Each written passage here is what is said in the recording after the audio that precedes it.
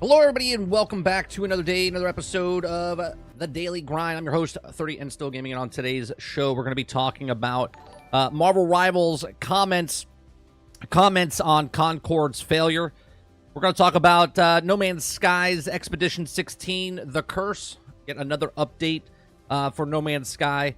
We're going to talk about the 30th time, yes, you're still counting, Beyond Good and Evil is still happening, Ubisoft says. We'll talk about that.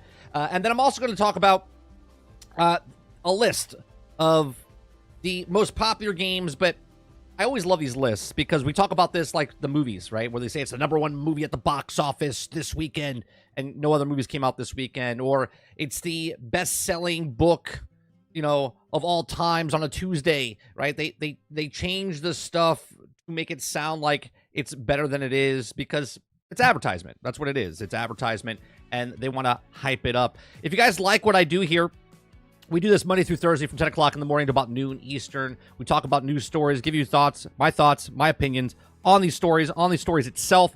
We watch videos, give you my reactions to those videos. It's a morning podcast show. Participation is required for the chat. If you guys like it, hit that like button, hit that subscribe button. If you'd like to go above and beyond that, become a member as little as $5.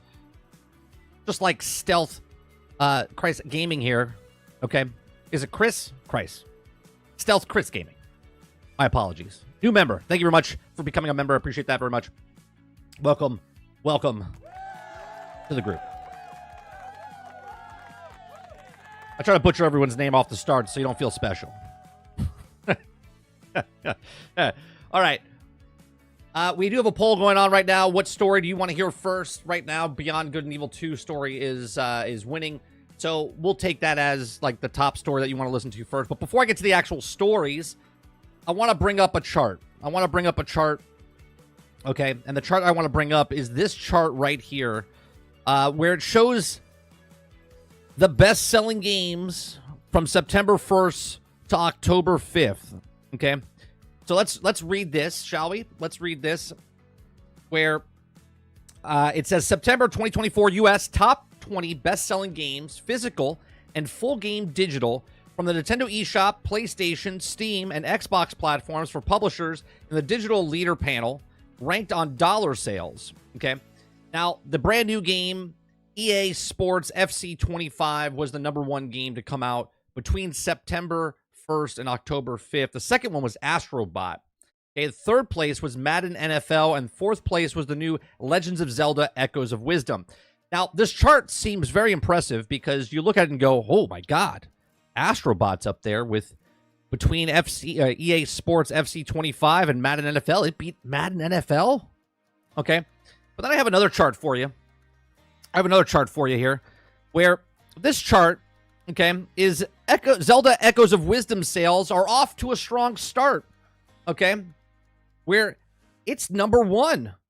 It's #1. Zelda Echoes of Wisdom, 200,000 copies sold.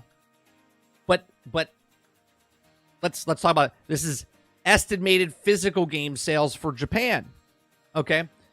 But I think I have another article for you. Where is it? Do I have it? I have another one. Madden Football. Football wins 2 months in a row as Madden sweeps August sales. Okay. So Madden was #1. Okay. Madden was #1 for their sales. And then EA Sports College Football was back in July. And Star Wars Outlaws. Is up there for #3. Now, the way I'm looking at this is, right, I kind of want to just show you that without the actual numbers, and they just show you a list of numbers, okay, where they just show you a bunch of numbers like this, it means absolutely nothing. It's just hype to get people to be like, oh my God, okay, oh my God, it's so popular, okay. So let's just take a rough estimate here, right? Because here it says that football wins 2 months in a row and Madden sweeps August sales. Now, football wins 2 months in a row because they had in July, they released the college football, okay? They reached college football, and then in August, they released Madden football, okay? Now, it says Madden 25 was the top-selling game in August, but it was not particularly fruitful month for video game hardware, which is a completely different story, okay? Despite the uptick in numbers of July, which also likely driven by the aforementioned college football title, hardware sales for August are back down a whopping 36% year over year, Matt Piscatella says.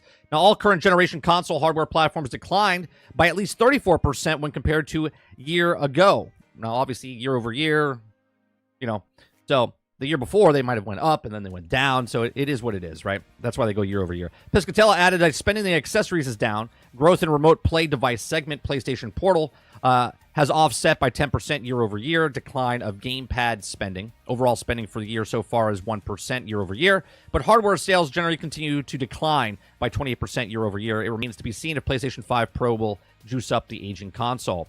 Okay? Now, the fact that Madden has topped the charts for its release month is no surprise. In the 25th consecutive year, it's done so. It's also worth noting that the EA Sports MVP bundle, which also is the second best-selling title in July, and the bundle includes the EA Sports College Football 25 and Madden NFL 25. Okay.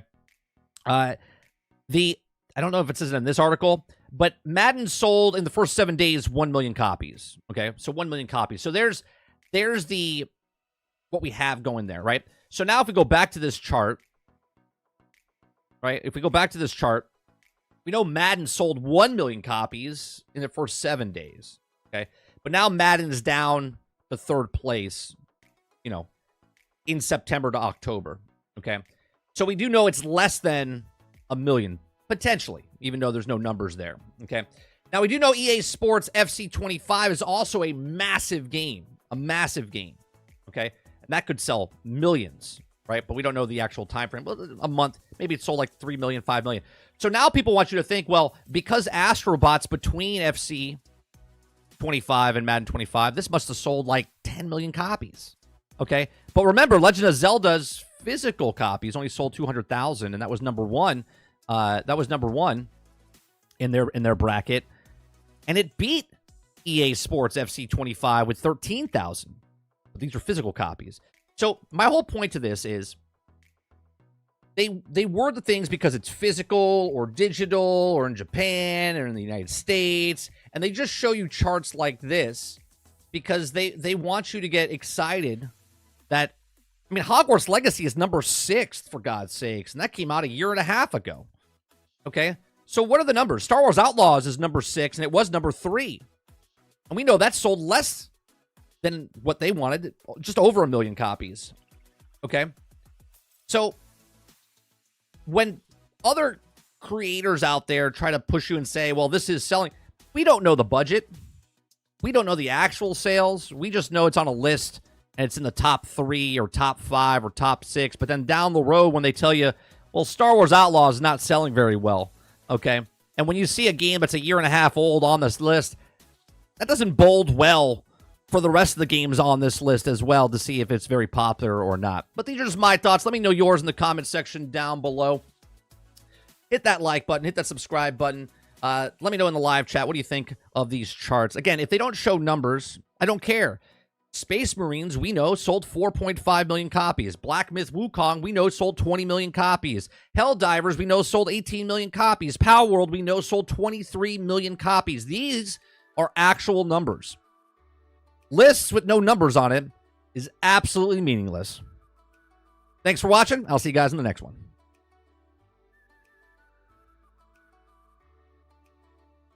What's going on, chat? Sorry, I had to get that out before I said good morning to you. What's going on, Argus? What's going on, Dolphin? What's going on, Travis? What's going on, Stealth King? Stealth Gaming. What's going on, Eclipse? What's going on, Sarge? Worlds? What's going on? PS5 blows. Sorry. Who am I missing? Anybody am I missing? Kylo, good morning. Jason, good morning. Altern, good morning.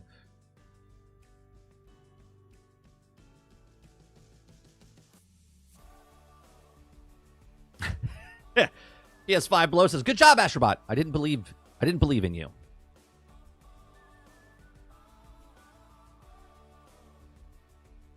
Argus says, why y'all giving these people money for this garbage tier sports games? They're actual scams. Like, you can literally play the older games and get almost the exact same experience.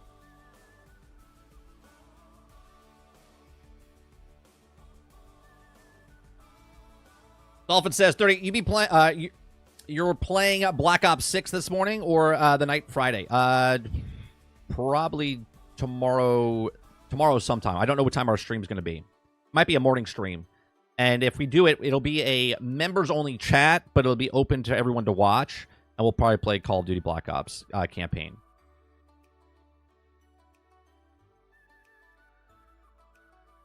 Kyle says, I'm going to give Black Ops 6 a chance only because it's on Game Pass. Same. I'll play the campaign that I haven't played a Call of Duty campaign in 13 years, 14 years.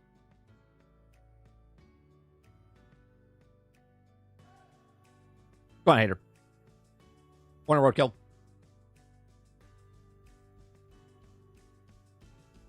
Krebsy says you should cover the year-to-date one. Which one is that, Krebsy? The year over year, from like when like Hogwarts sold 23 million and made a shit ton of money for WB, and then Suicide Squad came out and they're down 90%. Like, you're talking like that?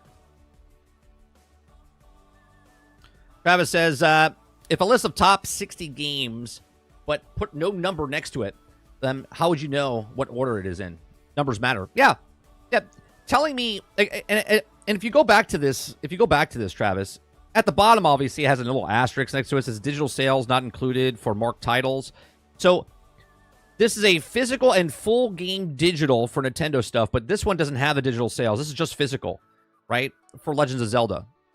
Well, and we know the physicals was 200,000, 212,000, right? So we don't know the actual digital sales for this particular one, or NBA 2K5, or, and then there's another asterisk down here. It says digital sales on Nintendo platform not included, includes physical or full game, right? So then we have like Minecraft down here with the 2 asterisks on top of it that is part of the digital sales on Nintendo platform, does not include, right? Not included, includes physical and full game digital from Nintendo eShop, PlayStation, Steam, Xbox, right? So we don't know about that either. Like, Minecraft is still on the list. You know what I mean? We know that's one of the most top played 6 games in the world. Okay? We know Call of Duty's on that list. We know Fortnite's on that list. I don't think Fortnite's on this particular list.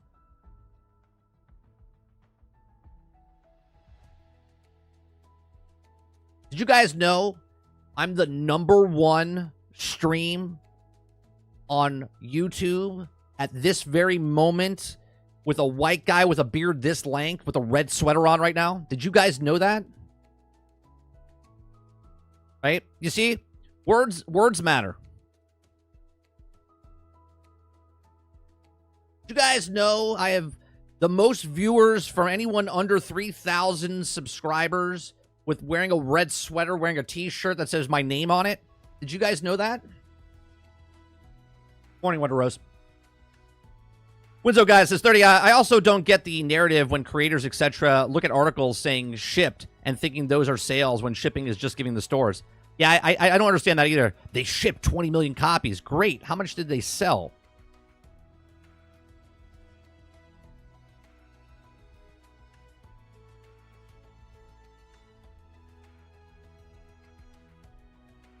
Sarge says 2 words. Goldfish brain. Eclipse says 30. Glad you played Tribes last night. Didn't know that you were put out a new mode that's like Valheim. I'm definitely going to go back to it and use to play it when I... So wait, the survival story mode, that wasn't in the game in the beginning? They added that? Was it the other game? There was a game mode that was like between 30 minutes and 2 hours. You have to see how long you can survive for. Altern says, if Astrobot hasn't said the sales numbers yet, because they like to show off, does that mean the charts has less than 3 million sales? I would assume yes. I would assume because, remember, Altern, when they like the sales numbers, they come out like Space Marines and tell you 4.5 million. If they like the sales numbers, they'll tell you it sold this many copies. If they don't come out, they're happy about it, but they're not excited about it. You see what I'm saying? But then again, even if they come out and tell you it sold 3 million copies, we don't know the budget. We don't know what they need to sell, right? On top of that. If you're a person that doesn't care about this stuff, then it doesn't really matter. But if you're a person that does care about stuff like that and they don't tell you the numbers, then it doesn't matter if they tell you where it is on a chart if they don't give us the actual numbers. It's not impressive to me because you placed yourself at the #2 spot if I don't know the actual number you have. Alternate says, talking about COD, I found a map in Fortnite that is exactly like COD Zombies with repairing windows, first person, and all. Ooh. I have to check that out.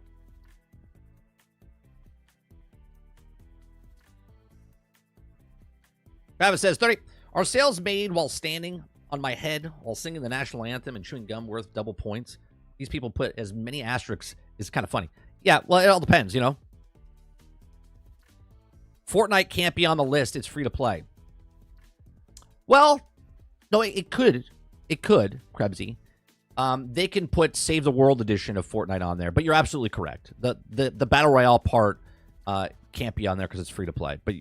But they could put Save the World on there.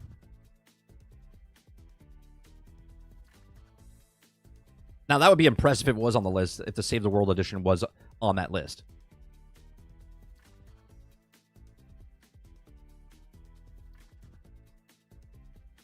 Thank you, Argus. I really tried hard. I really tried hard to become the number one wearing a red sweater with my own T-shirt on with my name on it. Bearded guy. And as Travis said, balding.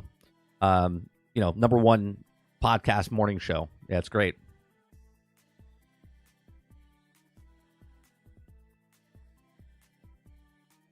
Flo says, you're right.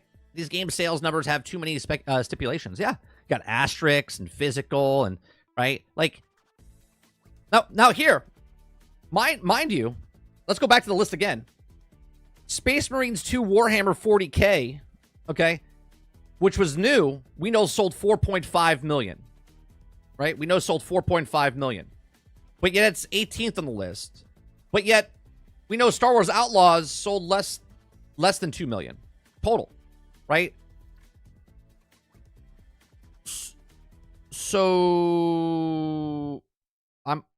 I'm confused. Right? We know Madden sold over 1 million. But we know Space Marines 2 sold. But again, this is physical, right? Physical and digital and asterisks and what they got or didn't get. And let me just make a list. Let's make a list. This is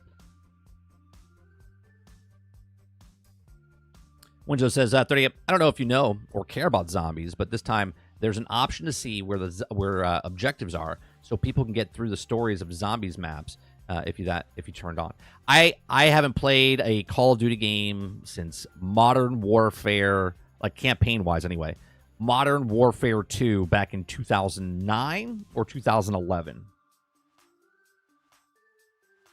Eclipse says, yeah, I used to just be the defense mode where you would also every night got attacked, so it was all about getting the most resources you could and leveling up as quick as possible. I actually liked that game last night. It was interesting. Me and Sarge, we didn't know what we wanted to play. There was a list of games we wanted to play, and then I saw the sale, and I was like, I was interested in it. I didn't know it came out almost 3 years ago. It came out in 2021. I thought Tribes of Midgard was actually pretty good. I had fun last night. Obviously, games like that, the best part about it is like learning the game. Any game like that, when you first start playing a game, just learning about the game is part of the game. Come on, Hilly. I don't look at sales figures on a game I might buy. If it has multiplayer elements I want to play, outside of that, I couldn't give a rip. Yeah, most people don't give a shit. And most people don't give a shit, and that's why they just put a name on a list, and you're like, is this game good? You go to a list and go, oh, well, it sold number 2 or 3 on the list. It's in the top 5. It must be good, right? That's why they do that. Altern says, 30, you are the number one streamer that has Decepticon poster on the wall in the area of Florida. That's that. We could put that on a brochure. We could put that on the brochure, Altern. Dustin says, oh, Power Wash Simulator added Halloween map, free DLC. Ooh. I do love me some Power Wash Simulator.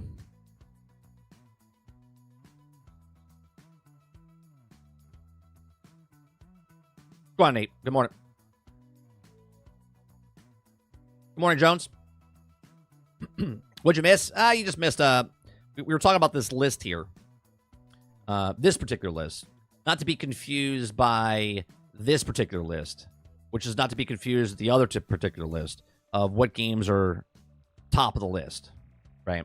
That's what we're talking about. We're talking about lists and things that are not numbered, where they tell you it's like number 1 or number 2 or number 10, but they don't actually show you the numbers.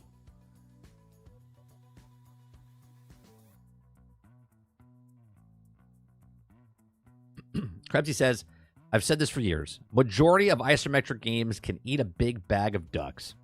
Yes, ducks, not dicks. East Vandal says, Tribes is great. It's definitely underrated. Valheim is fantastic, too. Yeah, I did like it last night. When we first bought it for $9, we got the deluxe edition. It's on sale right now. Again, not sponsored. We just saw it and purchased it. Soon as we bought the game and logged in, there's a lot of like microtransactions and stuff that they blare on the screen. But once you're in the game, none of that is there, right? There's no menu system where you can buy stuff. It's all in the front menu system. Once you're in the actual game itself, it's not there.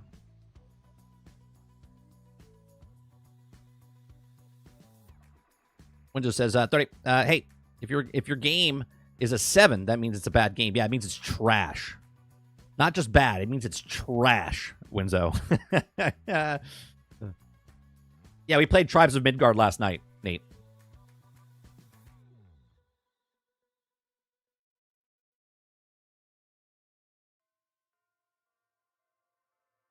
I like Valheim. I mean, I played Valheim and we just built a whole village and stuff. I think Valheim is fantastic. I love that they're making the Valheim. People are taking it amongst themselves to make a Valheim like MMO type of game within Valheim. That's great as well. And isn't Valheim is on? I know it's on Xbox, but is it on Game Pass? I think it's on Game Pass. It's a wonderful game.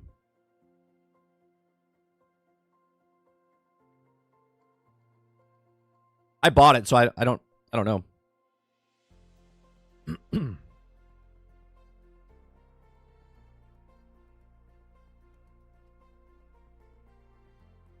No, I wasn't talking about Tribes. Tribes of Midgard.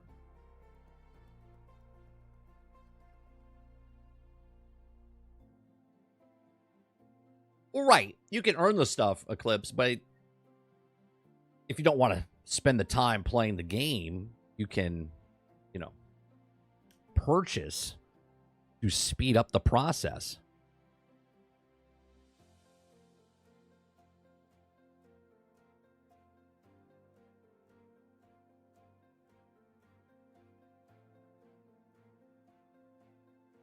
Oh, and then after I got done with the stream last night, we ended at like midnight, like 12:20. Then I went to go play some more of the TCG simulator.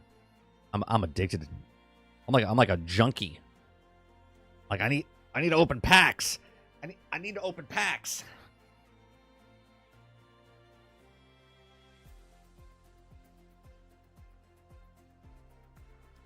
Altern says I hated Valheim. I like more Enshrouded or Tribes of Midgard. Valheim feels more like those painful survival if you play them alone. I think Midgard could feel the same way if you played by yourself as well.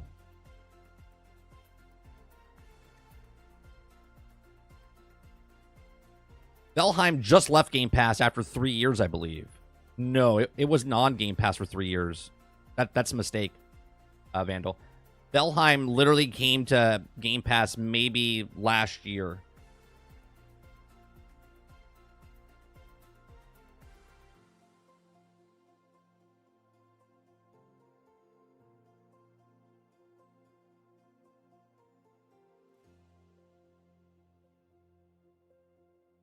Valheim came out in February of 2021, but it didn't come to Game Pass until March of 2023. So it's been out for one year, 1.5 years now. It came out in March of 2023.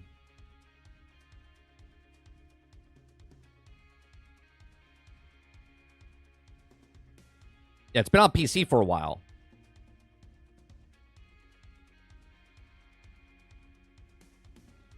When there's any games coming out in the near future you have your eyes on or interested in? I'm looking forward to Dragon's Age Veilguard. Next Thursday, I only have to play through the server. I don't really have anything I have my eyes on, but I've picked up a couple of games that all of a sudden I'm addicted to. Right? Like the TCG Store Sim. I'm liking that sim. I'm playing Storage Hunters Simulator as well. I'm liking that game. I've gone back and started playing Deep Rock Galactic Survivor. I've liked that game since I bought it earlier this year. What else? I've been playing Sea of Thieves with my son. Been playing some Minecraft with my son. We're going to be playing some Microsoft Flight Sim next month when it comes out.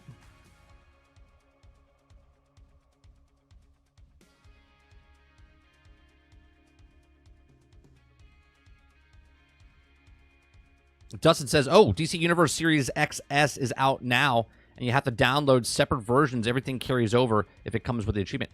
Oh, did they finally... almost 1 year after they said it was supposed to come out. So they actually have the update for DC Universe. Wow, I'll have to try that out this weekend then.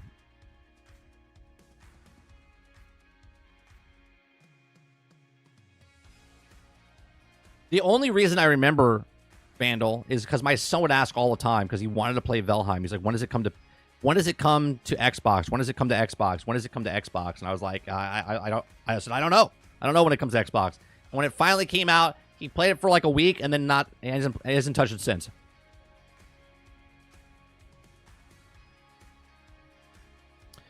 Pepsi says, Pal World is getting even more money. It's releasing on Mac. Ooh.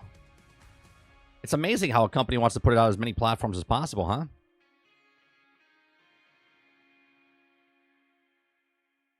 But like, we're getting sued a lot. They're asking for a lot of money. We got to put it on mobile. And just in case, let's put it on Mac.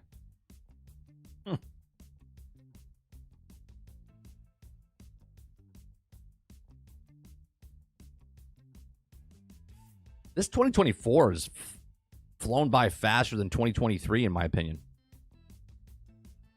Right, Eclipse? Right? Wow, it's like it makes more money or something. I know, it's crazy.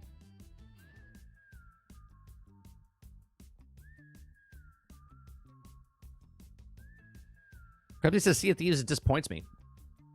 Krebsy, I have to admit, though, I don't know a game that doesn't disappoint you. And I'm not taking a jab at you. I just never see you talk positive about any game.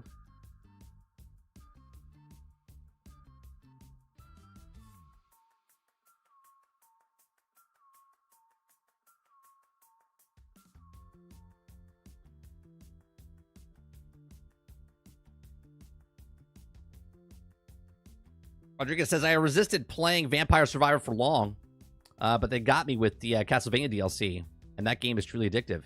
Now, that's a good thing to bring up here, right? And I've said this in the past, and I'll say it again, because you weren't here when I said this, Rodriguez. I said, if a game is out there that's popular for a bunch of people, but not for others, if you just take an IP that you like and attach it or make a game just like it, then all of a sudden it becomes, you're like, oh, this is a great game, right? Like, this is why I talk about Transformers. You take Transformers and put it into another game. Like, maybe I don't like Dark Souls type of game, right? Like, maybe I don't like those type of games. But all of a sudden, if you make a Transformers Dark Soul type of game, okay, I'll be like, this is the greatest game ever, right? Just because you like those IPs.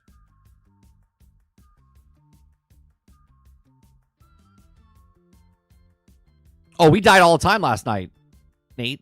Me and Sarge were dying left and right. It's like a steep curve in Midgar.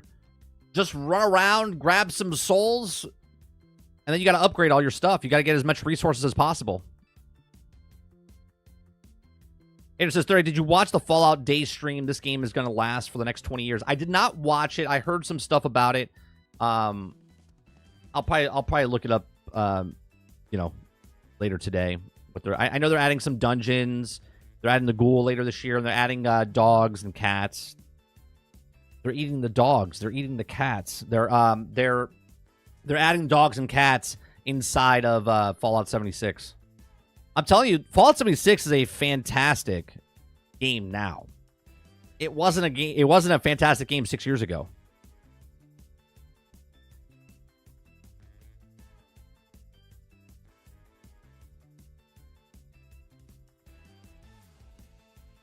I have Vampire Survivor on my mobile phone and also PC and console.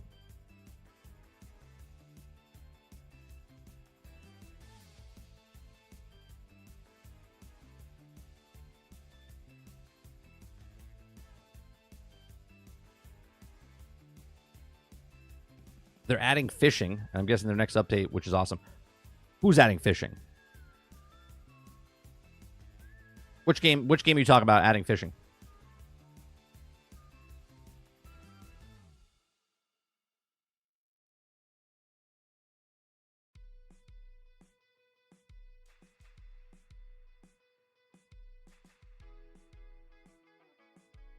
The sweater's coming off. I just dropped 3 spots. Now I'm no longer the top stream with a red sweater on. Oh, Fallout. Got it. They're adding fishing. Well, there you go. They have everything now. All right. Now the game is complete.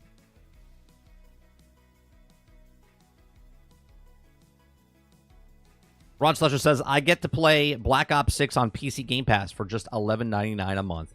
What a great time to be alive. Right, because you'll beat it and then you'll put it down. Are you a big PvP guy, Ron? I don't think you are, right?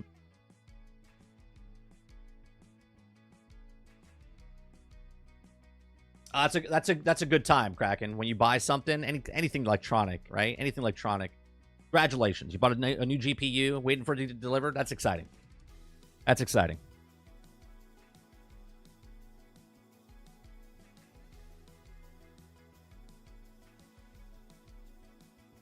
Altern says, you can't have an MMO without fishing. That's correct. It's not considered an MMO unless you have fishing. All right, what do you guys voted on? You voted on Beyond Good and Evil 2. So let's get to that. If you guys like what I do this Monday through Thursday from 10 o'clock in the morning till noon Eastern. We just cover news stories, have conversation with your chat, get you through for a couple hours of your day. Hit that like button, hit that subscribe button. If you'd like to go above and beyond that, become a member as little as $5. And I do appreciate you coming out and hanging out with us. Okay. Hilly's like, wait, DayZ has fishing. Is DayZ a MMO? Yeah. Jason says, everyone loves Castlevania except Konami. All right. So for the 30th time, this comes from PC Gamer, says, yes, we're still counting, and Ubisoft reassures everyone that Beyond Good and Evil 2 is still happening. Okay? It says the long-suffering project is now under guidance of industry veteran, okay, who also has been taken over as creative director. At this point, can we just say we don't give a shit? Can we just stop the conversation right there? Like, nah, okay, cool. Okay. So back in June, Ubisoft promised us for the 29th time, yes, we counted, that Beyond Good and Evil 2, which has somehow been in development since 2008. Holy Christ. 2008. Okay. This game will be old enough to drink soon. Okay. Since it started development. Okay. It's still happening. And today we bumped that number up by 1, making it a nice round 30. I like 30. 30 is a good number. Okay. Because the game now has a new creative director who Ubisoft says has more than 20 successful game launches to his credit. But how many does he not have successful? Where's that list? I have 20 successful games. Great. How many non-successful games do you have? Okay, what's your average? What's your batting average? Okay. His LinkedIn page indicates that he took over a creative director of Beyond Good and Evil 2 sometime this month, which Ubisoft confirmed in a statement to Kotaku. With more than 20 years of an award-winning game designer, creative director as an instrumental successful launch over 20 video games, the rep told the site. Previously collaborated with Beyond Good and Evil 2 team versus VP editorial. This is a new role he focused on continuing to build up in the vision set forth by the late friend and colleague, Emile Morel. I have a question. This game is hurting so bad, they have to now promote it by bringing on somebody. The game's been in work since 2008. The guy was hired a month ago. They're like, he's had 20 successful games. Just because you came on the last second doesn't mean this game's going to be successful. That's not how that works. You just don't just Harry Potter this shit with a wand and say, success fiosio. It doesn't, that's not how that works. That's not how that works. Okay. Morale took over and the creative director Beyond Good and Evil 2 in 2023 after working on the games including the adventures of Tintin and Rain Man Legends, sadly. He died shortly thereafter at the age of 40. Man, that's too young, man. That's too young. Okay. A Kotaku reporter from February said Morale had been promoted to creative director on the project in the wake of an investigation of high levels burnout and sick leave at a developer Ubisoft. Well, that's not going to be good if they find out the guy, God rest his soul, that he died because of burnout, because he was trying to get Beyond Good and Evil 2 out the door. Okay. It's hard to believe that Beyond Good and Evil 2 will ever actually be finished, and part of that hopes that it isn't. If there's one thing I learned from Duke Nukem Forever, is that the ironic anticipation is sometimes the most fun you can also reasonably excerpt to have the game project as clearly out of control. But the Kotaku reporter says that 2 sources indicated that the game recently made a good impression while passing the Eternal milestone. And no, that's not much, but at least it's a sign that the game is still, well, maybe not kicking, but at least it's twitching occasionally. There's no good sign in any shape, any way, shape, or form with this. There's no good sign. This game's been in development since 2008. The last time they showed it, I believe, was 2017. That was already 11 years after they started, right? Or 9 years, sorry. 9 years. And now it's like, what are we talking about here? This is a Skull and Bones game worse than Skull and Bones game coming out, okay? God knows how many iterations they have of this game and what they changed it to, okay? The tough part about Ubisoft is that it needs Beyond Good and Evil 2 to be more than just finished. It needs to be good. Something people can point out to say that no, this did not need to take nearly so long because, let's be honest, the ship sailed years ago. But it was ultimately resulted in the game quality reflecting experience or expertise, okay, and the genuine commitment to getting it right. But because anything less than that, bluntly, is just another, there you go, just another Skull and Bones, which gives Ubisoft current struggles in the last thing it needs. Okay, of course, even if Beyond Good and Evil 2 does manage to meet the high bar, it must not make the difference. The time frame obviously is an issue, right? This game could come out and it could be perfect, and it wouldn't save it. It wouldn't save it because when the game was announced and how long it took when they actually showed the trailer to now, there's going to be other games that people are interested in that didn't take 15 years to be made and pushed out, right? Like think about this. Just short term. AC Shadows was coming out in November, but they pushed it to February, which now supposedly is going to get pushed back to maybe March or May or down the road even more, right? And all it takes is a game like Monster Hunter Wilds to come out, and people forget about the game that was supposed to come out in November. This game was supposed to come out sometime a decade ago. You think people care about Beyond Good and Evil at this point? They don't. They don't. Okay? So, of course, Beyond Good and Evil 2 has managed to meet the high bar. It may not be the difference. The time frame, obviously, is an issue. Any game that's going to help turn around the Ubisoft's fortunes needs to happen now, not in 3 or 4 years. Like, just imagine, this game's not even coming out for another 3 to 4 years, potentially. Okay? But the hard fact is that being good of a game isn't just good enough anymore. Prince of Persia, the Lost Crown, did very well for itself critically, but it didn't translate into big sales. And the development team has since then been disbanded. Yesterday was claimed. Now it's official. Okay? What Ubisoft really needs to hit, and those have also been proven dedicatedly elusive in recent years. So, yeah, man. Ubisoft needs a Hail Mary, and even if a Hail Mary, they would get tackled before the 1 yard line. They would. That's where Ubisoft is right now. In a sports analogy, a Hail Mary would usually win the game for the other team, right? The team that's losing right now. Ubisoft's luck is so down right now that they would throw a bomb, guy would catch it, and he'd get tackled on the 1 yard line. Or he would fumble it. Okay? That's where Ubisoft is right now. Game after game after game after game comes out. People high praise it. Okay, high praise. Okay, we're getting a clip of that, right? Nicolas Cage, high praise, right? Everyone wants to give high praise to Ubisoft for all the games. Prince of Persia, oh, it's a great hit, didn't sell well. Oh, Skull and Bones is so much fun, didn't sell well. X Defiant, oh, it's the latest greatest game, not doing very good. Okay, what was the next one? Oh, Star Wars Outlaws, the best open world game. It's so good. It's like Red Dead Redemption, but it's Star Wars. Didn't sell very well, right? AC Shadows is going to be the greatest game of AC in the world. It got delayed. It's getting pushed back. It's taking stuff out of the game. Okay, right? All this stuff is just bad news for Ubisoft. This is just yet another.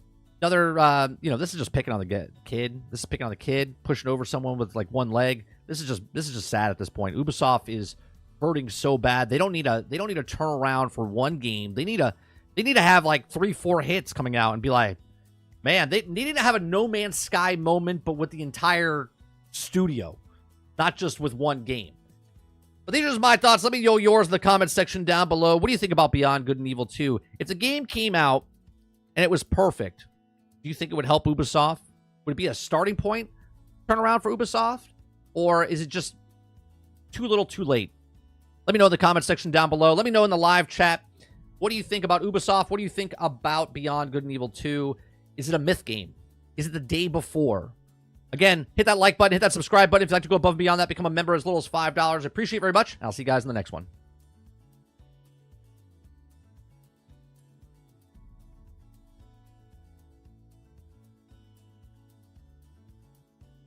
Hilly says, 2008. Is it coming to PlayStation 3 and Xbox 360? That is what it was supposed to come to originally. That's what those graphics were supposed to come out on. And then it was supposed to come to the Xbox One and PlayStation 4. And now I don't even think it's coming to the Xbox Series SX or the PlayStation 5 or the PlayStation 5 Pro. Rebsy says, Beyond Good and Evil doesn't exist to me until it's a gameplay is to show. And they already showed gameplay 8 years ago. I could say I'm building the Death Star, but no one will care till I have something tangible. Very true. Is that why you hate everything, Krebsy? You're building the Death Star? Makes sense. It does make sense.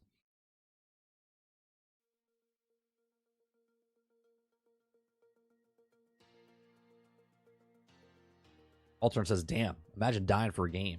Yeah, I don't know if he actually died because of the game, but if that's proven, and that's why he died at the age of 40, I mean, that's brutal, man. Because of stress.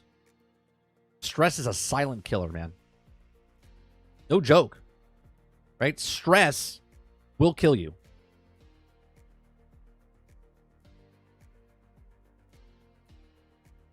Altern says, can we say the dude was sent to the lobby before he got his victory royale?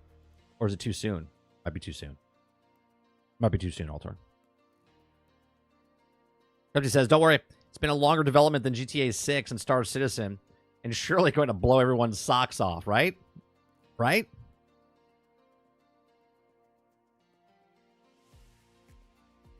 PS5 Blow says, PlayStation 5 sharp sales decline. Momo console sales. But to be fair though, PS5 blows. That's year over year, right? So last year they sold, let's just say they sold 1,000 last year, 1 million last year, right? And this year they sold 900,000, right? It would be down. They still sold 900,000, right? You can't always do this. We talk about that all the time.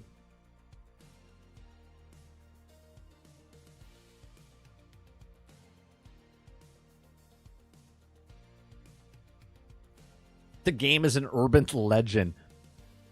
Back in my day, there was this game called Beyond Good and Evil 2. Everyone's like, what? I've never heard of this. Tell us the stories. Tell us the stories, Papa. There was this event called E3. There used to be games at this broadcast. They showed this game called Beyond Good and Evil 2, and everyone was in an uproar. And they loved it, and they give it a round of applause. They loved it so much. No one ever heard from it again. What happened? What happened? Over budget? Over promised?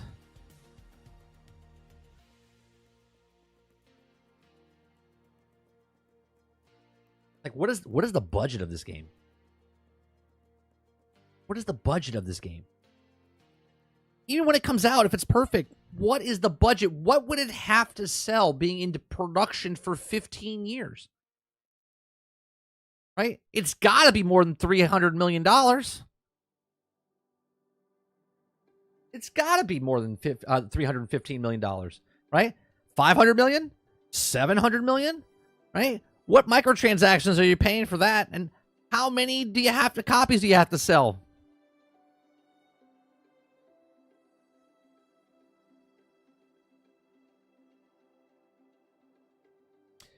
Ron, Prince of Persia, again, got critically acclaimed. Hi-Fi Rush also critically acclaimed game. Where's Hi-Fi Rush now? It doesn't matter. From your standpoint as a consumer, if it was great and you bought it and played it and you had fun with it, fantastic. But as a business, it sucked. It sucked.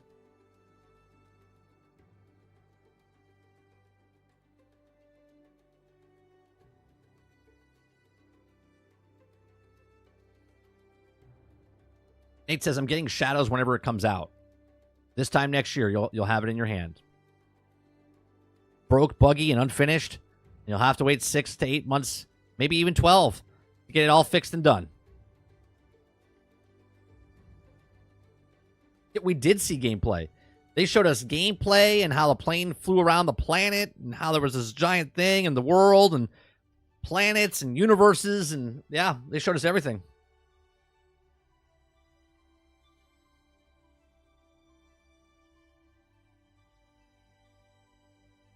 Robert Jones says, Beyond Good and Evil 2 is like Star Citizen. It will never be finished, but you can't play it. That's right.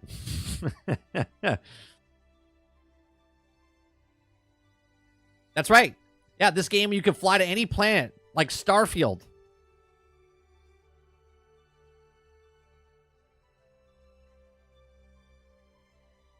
Dolphins is like, this is why I drink to numb the pain and stress.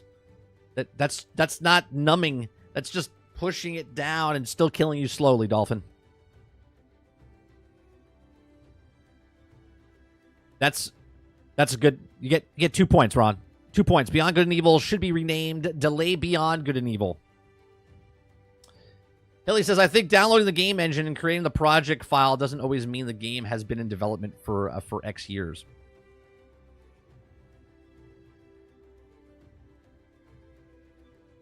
Well, good news, Kirk. You didn't have to play the first one to play the second one.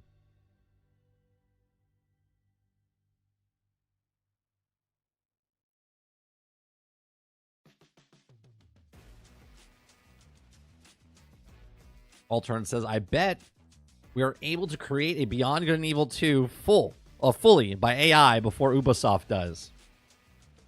I bet you're right. I bet you're right.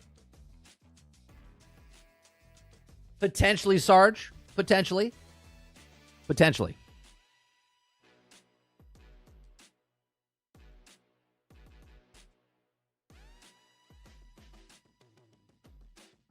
Krebsy said the day before also showed gameplay. Yeah. So did Anthem. Yeah.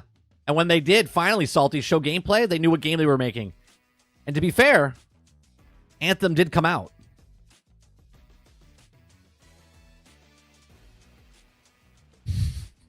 But can I land on a gas giant? Of course. Why not? Sure.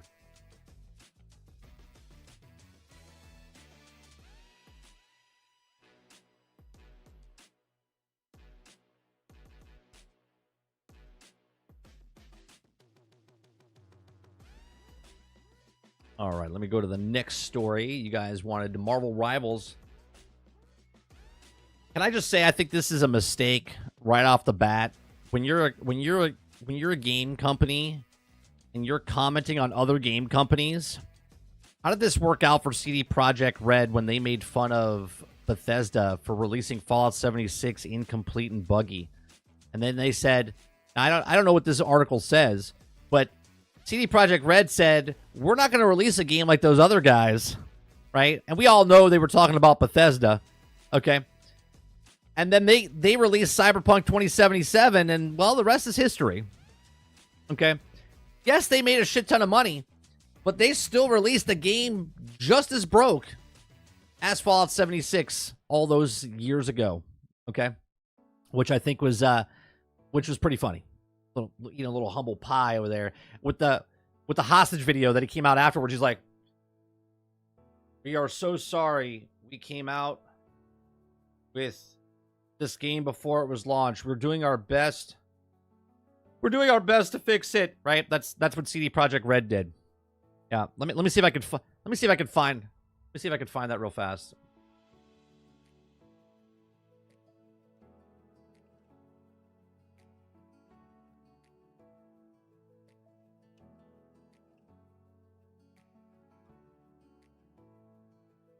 Okay, here it is.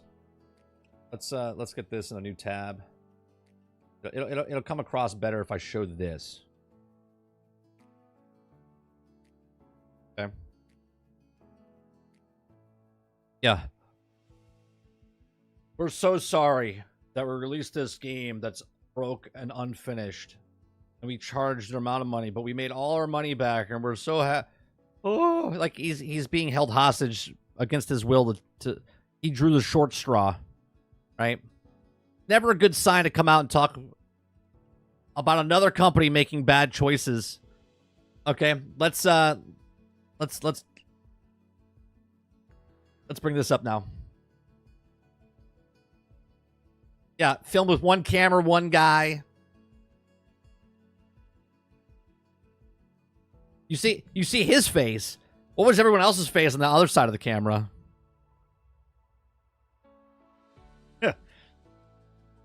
Okay. Guys, like what I do. We cover news stories, have conversations. If you like it, hit that like button, hit that subscribe button. If you'd like to go above and beyond that, become a member as little as $5. Marvel Rivals comments on Concord's failure. Careful now. Careful now. Okay. NetEase developer. Okay. I'm not even going to pronounce. How the hell? What? Hold on a second. I got to listen to this. How do you pronounce this name right here?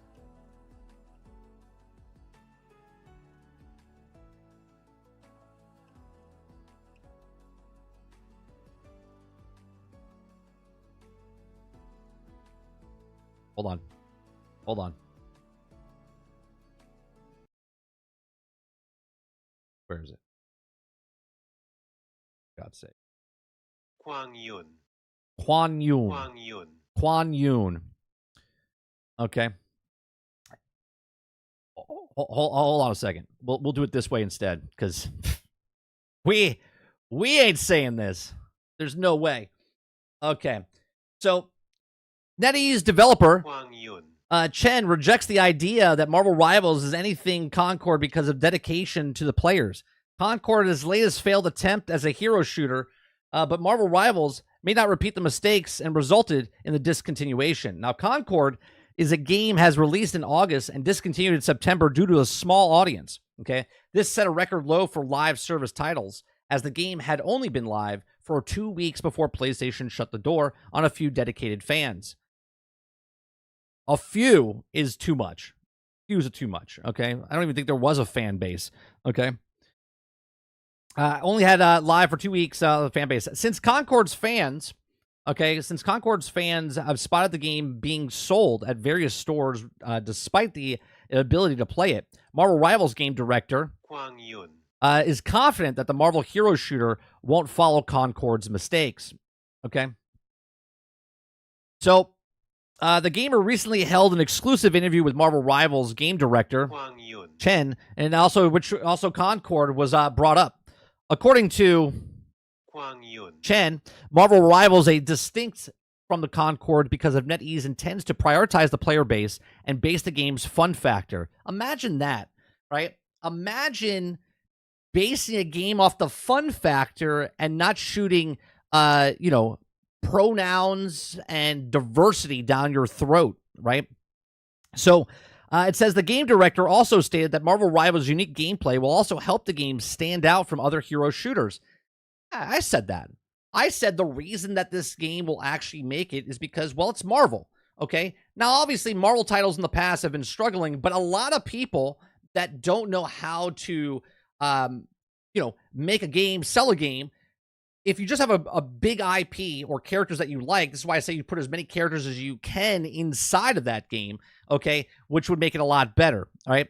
So It says this may be because the characters in the game utilize their superhero abilities in place of guns that are typically used in the hero shooter genre. That distincts itself, even though they copied 100% Overwatch. Chen also emphasizes the dedication to the Marvel IP and the storyline, whereas Concord was a new IP and intended to introduce the characters through cinematics.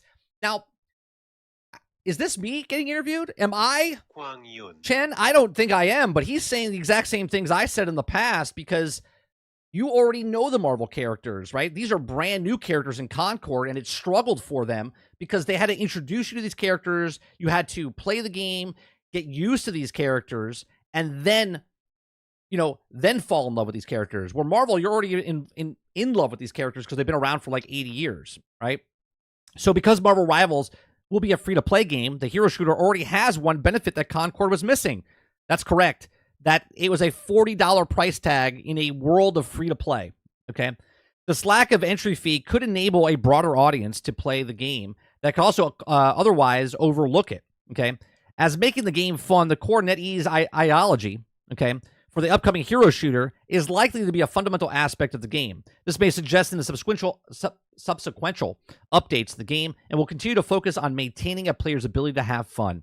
Okay, Concord was on PlayStation 5 and PC, while Marvel Rivals is expected to release on PC, PlayStation 5, Xbox Series X and S, which could also play in its favor. Of course it will, because it's going to be in more places to play.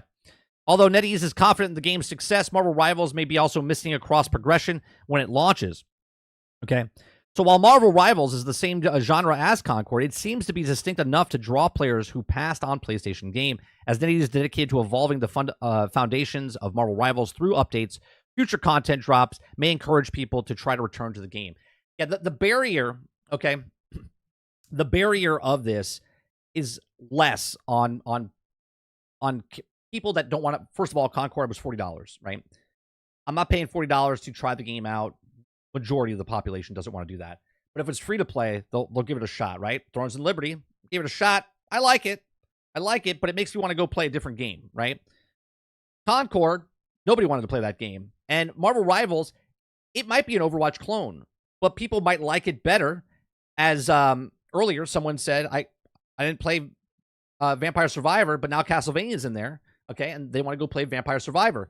Well, Overwatch was a very popular game, but now that Overwatch looks like Marvel, many more people might give it a shot because they weren't interested in those characters in Overwatch, but they were interested in the Marvel brand characters, right? Where Concord hurt itself with many different reasons why it didn't make it. But yeah, so that wasn't too bad with what he said, the game director said. But yeah, these are my thoughts. Let me know yours in the comment section down below. What do you think about Marvel Rivals, and what do you think about Concord when Concord comes back out? We talked about this a couple weeks ago. Is there anything that they can do for Concord to bring it back to where people would like it? And Marvel Rivals, what do they have to do to not make the same mistakes as a Concord or these other games in the past to keep this live service game running? Just because it's Marvel doesn't mean it's going to succeed.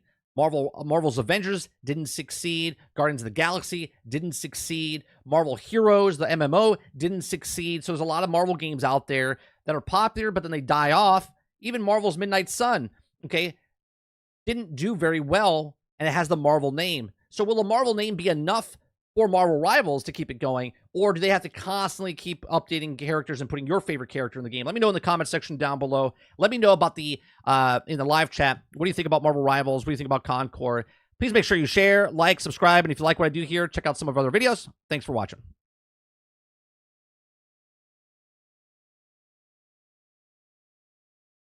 Yeah, there's no way I was going to say that name. There's no way.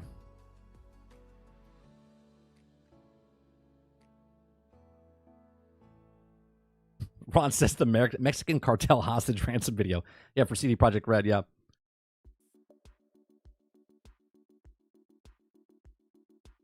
Ramsey, there's one thing that you do. If you're gonna fuck up a name, you might as well go all in, right? You might as well go all in and then just make it part of your brand, right? But that way you're not held to try to fix it. You know, it's a flaw and it's part of the brand.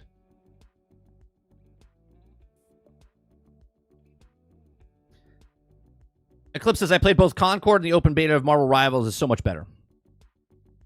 Altern says, giving players fun mechanics. Let's give fans microtransactions towards ugly characters and pronouns. Yeah, Those two things sound really good, right, Altern? Right?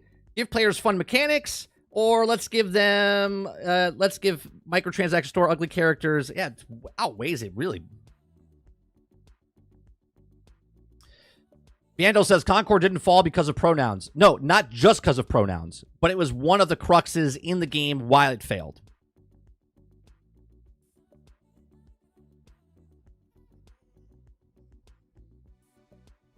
The people that played it, Vandal, will negate what you say because they said it was actually pretty fun. Right? But why didn't more people play it? One is because of the $40. 2 is because of the character models. 3, it wasn't fun. 4, it was bad. And 5, it had pronouns.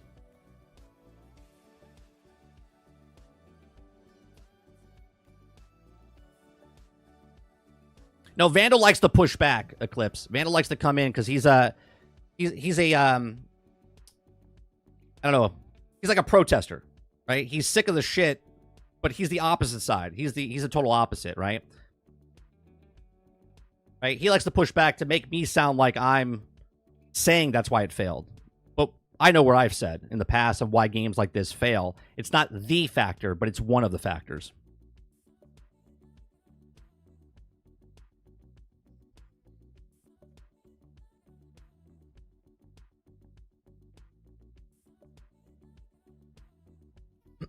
I think Marvel Rivals will be super popular for like 6-8 months. You're going to blow up, right, when it comes out. But then what's going to happen is they're going to make some balance changes, sort of like a Helldivers type of thing. Sort of like a Space Marines would get pushed back. Then they'll fix it, right? Then they'll fix it. Then they'll come back. Then they'll add some more characters. Then what will happen is it'll get like a stale point where they won't add enough characters. It'll be like, what's taking so long to add enough characters? It'll be because of the balance issues.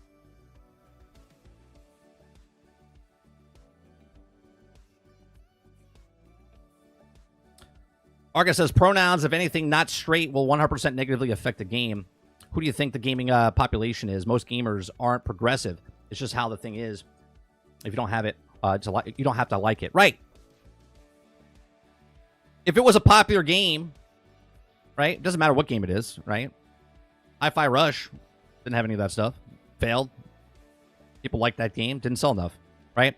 There's point of view, and then there's sales.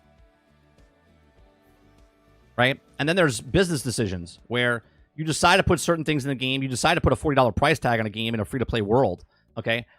And again, I think that's the biggest crux why people didn't want to play it. Even though the beta was free-to-play, but there was other free-to-play things happening at that moment. Marvel Rivals came out the same time where people wanted to play that instead. Why? Well, because they know Marvel. That's why. 2,300 people played the open beta test for Concord. Right? To say that everybody else thought it was a bad game, they didn't even try it. They didn't even play it. Why did they think it was a bad game? They thought it was a bad game because Marvel Rivals was here. That's why. They're like, this game looks better than that game.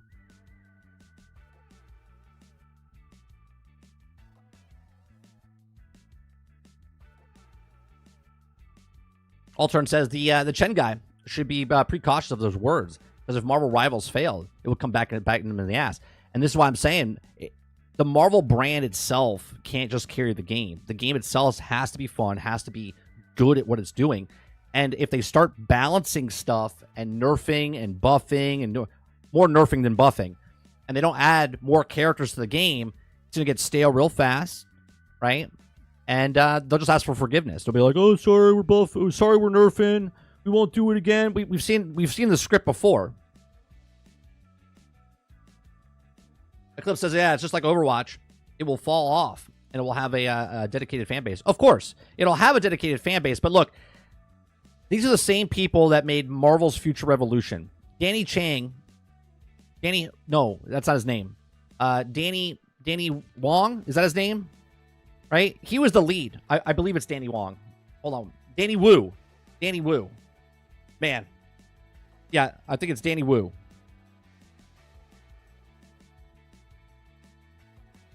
Is it Danny Wu?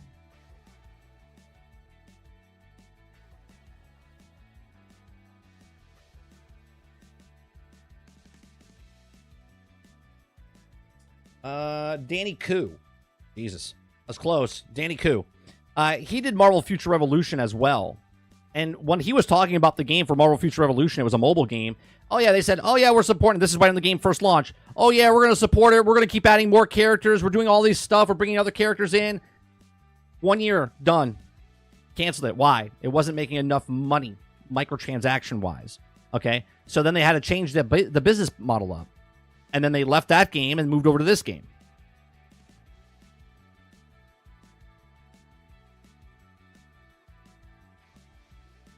Robert Jones says, paid games fails. Free microtransaction hell games succeed. Not all the time. But if it does fail, you know, there's a bigger chance of it succeeding, though, Jones, right? We read that article a couple weeks ago, a month ago, that said there's an 84% chance that it would succeed to make its money back. That's a big, not to succeed long term, but 84% to make its money back.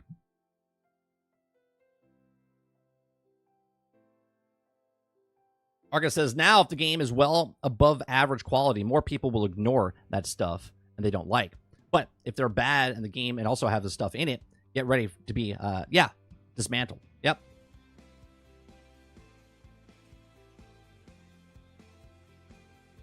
It says, gameplay-wise, Concord was average with forgettable gameplay, and average won't work in the hero shooter genre. It also had unrelatable characters, boring graphics, atmosphere. It was $40, only one entry point. Yep. I love Marvel Heroes, Rodriguez. I love Marvel Heroes. Supposedly, someone's working on it to make it come back. There's modders working on it to try to bring the game back. So what you're saying is Marvel Rivals will also have coupon codes. Maybe. Who knows?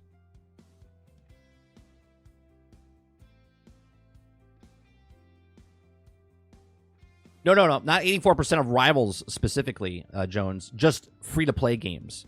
The reason industries want to make free-to-play games and microtransaction live service games is because there's an 84% chance of success.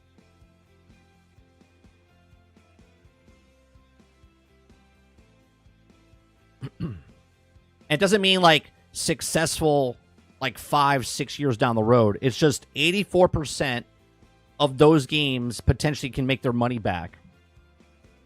If that's in 3 months, 6 months, 1 year, whatever it is.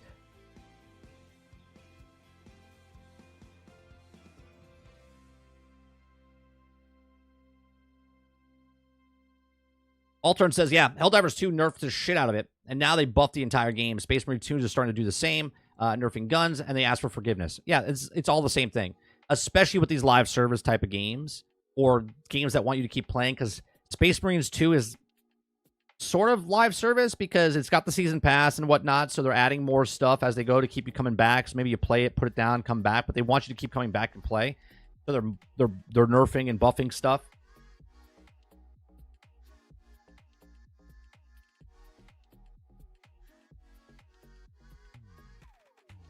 Let me see if I can find that article.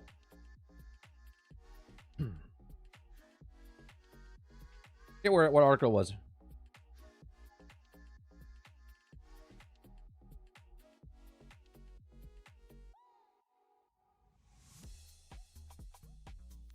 It might have been in a video that we watched.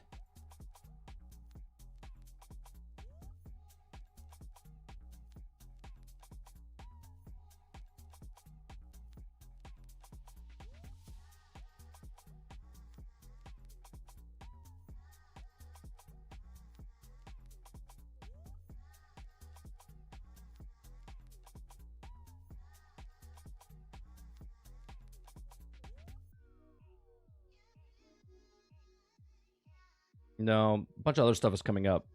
I think it was in a YouTube video we watched. On stream, we watched it, and they said it. They were doing like an essay type of stuff on it.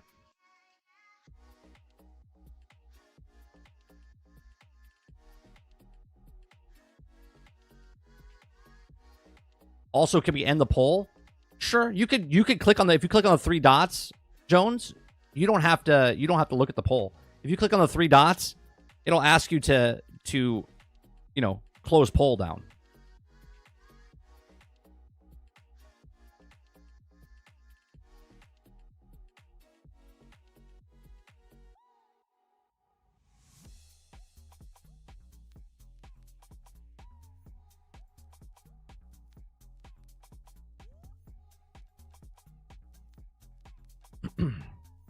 Altern says the Marvel Future Revolution also failed because it was in mobile. You needed a super high-end phone to play it, and there was no PC release. Well, we played it on the emulator on the PC. That's all we played. And then when I was in Carline, I would play it on the phone, and your phone would get... Man, it would get hot. It would get hot real fast. It always returns on mobile when you reopen chat. Okay. So are you telling me right now, when you leave a room, you always leave the lights on because you don't want to hit the light switch again? Is that what you're telling me right now?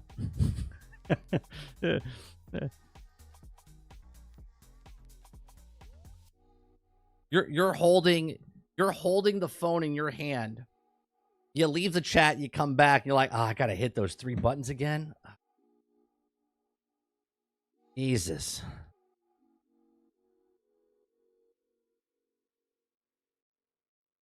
I'm just gonna leave the door open. I don't want to keep opening and closing it.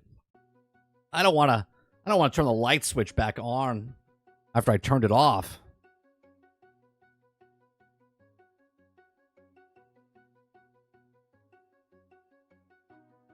So, which is okay that you leave, right? So you swipe up, you scroll, you find someone else you want to watch, you click that button, right? You watch them, you're like, I don't want to. So you close, you hit the X button, you close back out, it goes to the thing, you scroll back up, you go back to subscribe, you hit the button again. But those 3 dots, that's where you draw the line. I gotcha. All right.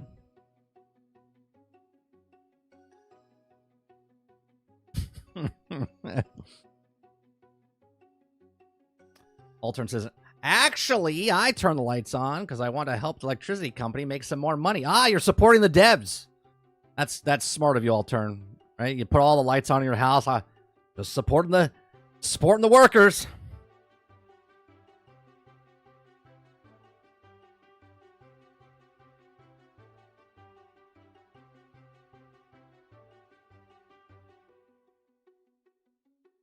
Well, you're right. There's only one story left.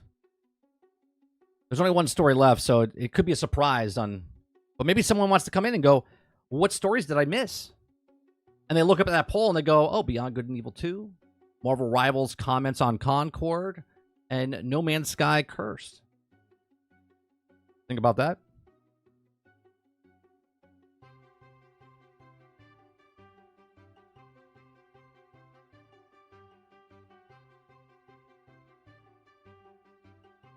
Yeah, we're going to give 10 points to Altern. We're going to give 10 points to Altern for the supporting the devs. Supporting the electricity company.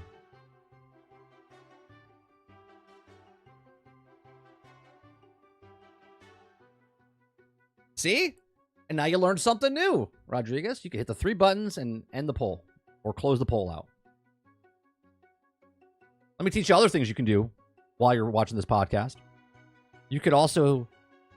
If you fall behind, you get 2 times speed. If you watch me after the fact, I recommend you watch me at 1.5 speed. Okay. You could also pause, mute. If you want to mute me, you can mute me. You can swipe. Right? Yeah, you can do a bunch of different stuff.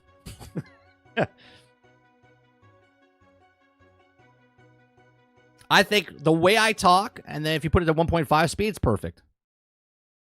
That's right, Krebs. You can also hit the like button. That's how it works. You hit the like button.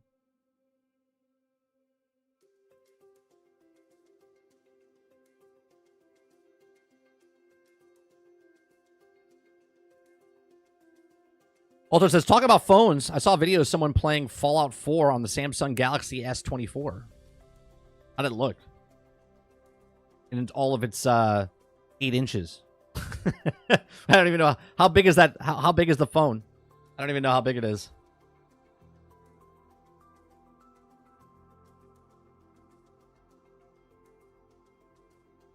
That's one I have to put in, Sarge. But why? The Ryan Reynolds? But why?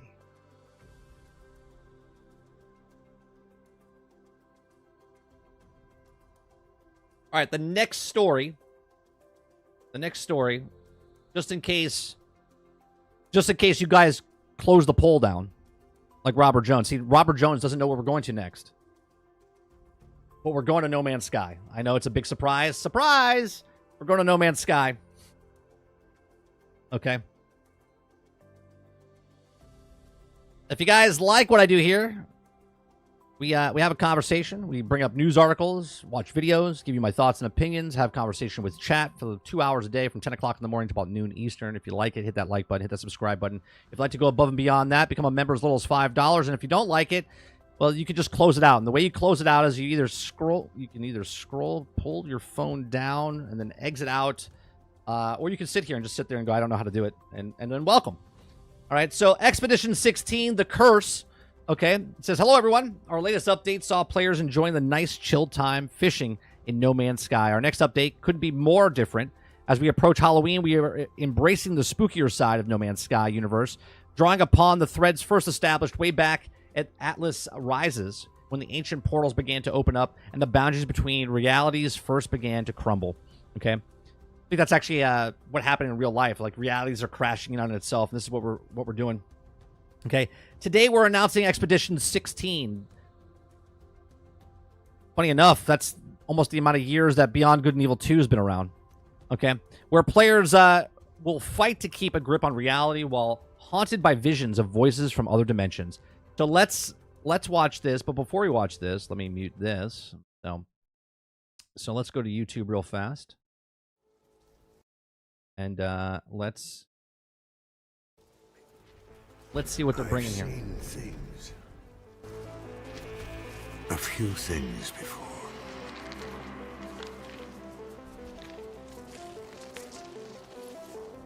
Left the sun and moon behind. Can we just say, come on, that's the Millennium Falcon. All they did was swap the sides. That looks like the Millennium Falcon in No Man's Sky. I'm in just for that. Galaxies waiting to be found. Planets rich in resources. Battles to be fought.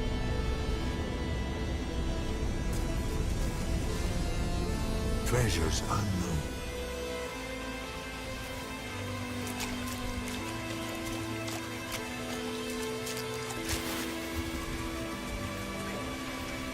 How long does this expedition last for? We might have to jump back in next week.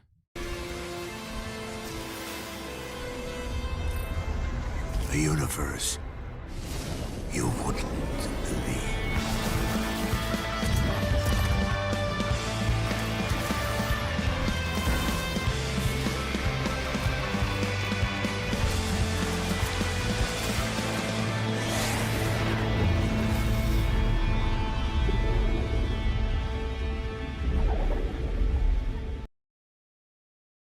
Okay.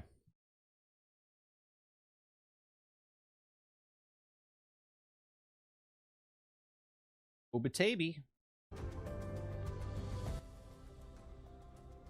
All right, so it says the curse takes place in sort of Twilight realm, straddling the boundaries between one reality and the next. Okay, travelers will not have access to the hyperdrive technology, meaning no warping between star systems. Instead, interstellar travel can only take place via the ancient portal network. Okay. Haunting voices leaking through other dimensions will provide guidance, information, and strange blueprints to mystery. You can also up to the side of those voices belonging to, and where they also where they're coming from. Okay, and can they be trusted? No, they can't be trusted. Okay, in regular No Man's Sky play, travelers must steel themselves against a variety of environmental hazards, such as extreme temperatures, radioactive, toxic atmospheres. They're cursed, however, pits you against a single more threat in weakening the boundaries of reality. Your exosuit comes fitted with the specialization anomaly suppressor, maintained to stay firmly in this reality. Okay, I like that. I like that helmet or face mask. Spectral anomalies, ghostly creatures drifting across the boundaries, will gather to watch travelers moving through their domain. Okay, most of the time they're also simply there also to observe.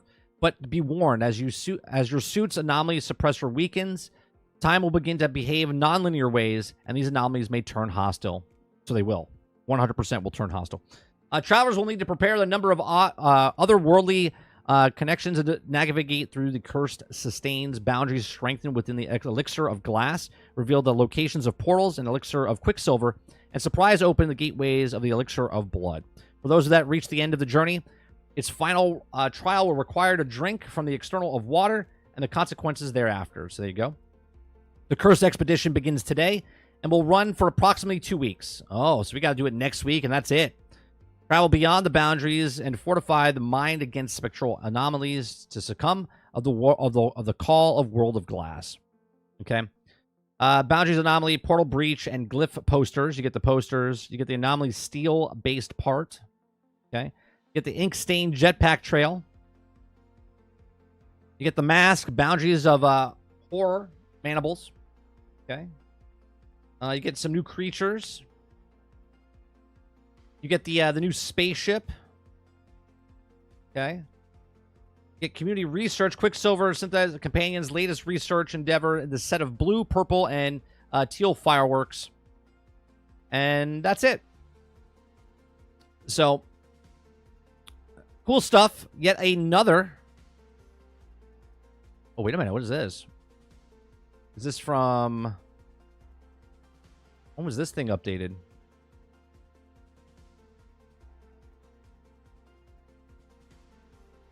Development update. The Curse Expedition is our 6th named update for 2024, following Omega, Orbital Drift, Worlds Apart, and Acquires. Okay. It's been a busy year. It's incredible to think only a few weeks ago fishing didn't exist in No Man's Sky. We're continuing to build our universe and have so much more in store. We're also continuing to build our new game, Light No Fire, on the wish list on Steam. Here's another game, man. I wonder if they've learned their lesson, right? I wonder if they learned their lesson with this game. We'll let this play for a second. I'm excited about Light No Fire, okay? It's just one planet, but it's an entire planet, okay? We'll definitely be playing this game when it comes out, just because I've liked and enjoyed No Man's Sky for so long. I believe it takes place in the same universe, personally. Like, to me, No Man's Sky, you try to get to the center of the universe, and I believe, like, this is the center. This is, like, where you go, even though that's not where we go right now in No Man's Sky. But that's what I feel like. This is the center. This is, like, this is the place that everyone wants to go.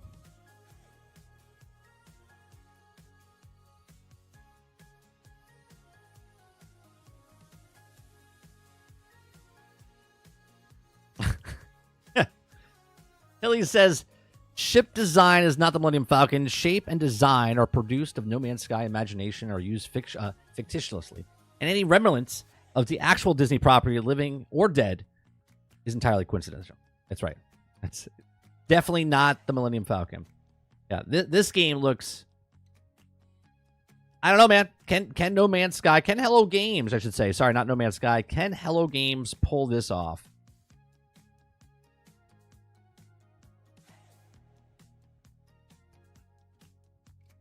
And the question is, will this game be done when it comes out? I don't know.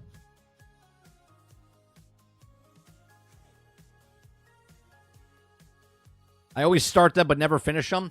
We finished the last one. I think we finished 1, 3, and then we finished 14. I think I missed 15. And this is the 16th one now.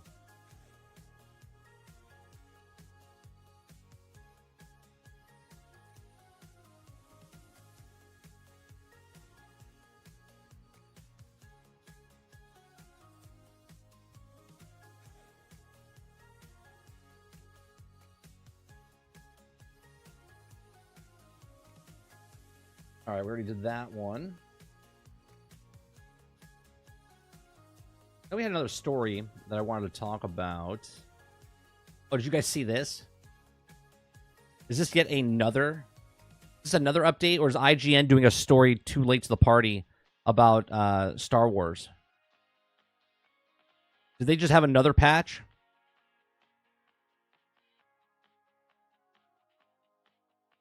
Nope, this is a different one.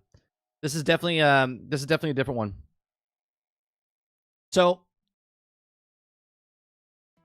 those of you that defended this game, even though I played it, I enjoyed it, but I told you there was problems with the game, and everyone's like, nah, perfect, great, I'm having fun. You can have fun, but just know that it was broke, buggy, and unfinished, and they acknowledge that by adding patch after patch after patch after patch. This is their third one. Okay. So Ubisoft has released Star Wars Outlaws title update 1.3.0, which makes a number of significant changes to the game. The patch is available across all platforms, focusing on improving Outlaws' much stealth. Okay. To give players more flexibility on how they approach situations, Ubisoft said it also tunes enemies' AI, another aspect of the game that came under fire. And the speeder travel. The patch notes, courteous of Ubisoft's website, are below. Now, Ubisoft added and aware of ongoing issues affecting the PC players after 24H2 Windows update, and it's working to fix it. Elsewhere, Ubisoft has also created a dedicated bug report tool where players can report issues and track their status to a bid to improve transparency and communication. Here's what I love about this, right? Here's what I love about this. Ubisoft, a month and a half later, okay, finally added something to the game that's called Ubisoft created dedicated bug report tool. There's so many bugs in this game. They decided to make a report tool in the game to report all the bugs so they can fix it. Yet another reason not to pre-order, to purchase a game for $70, for $100, for $130, okay?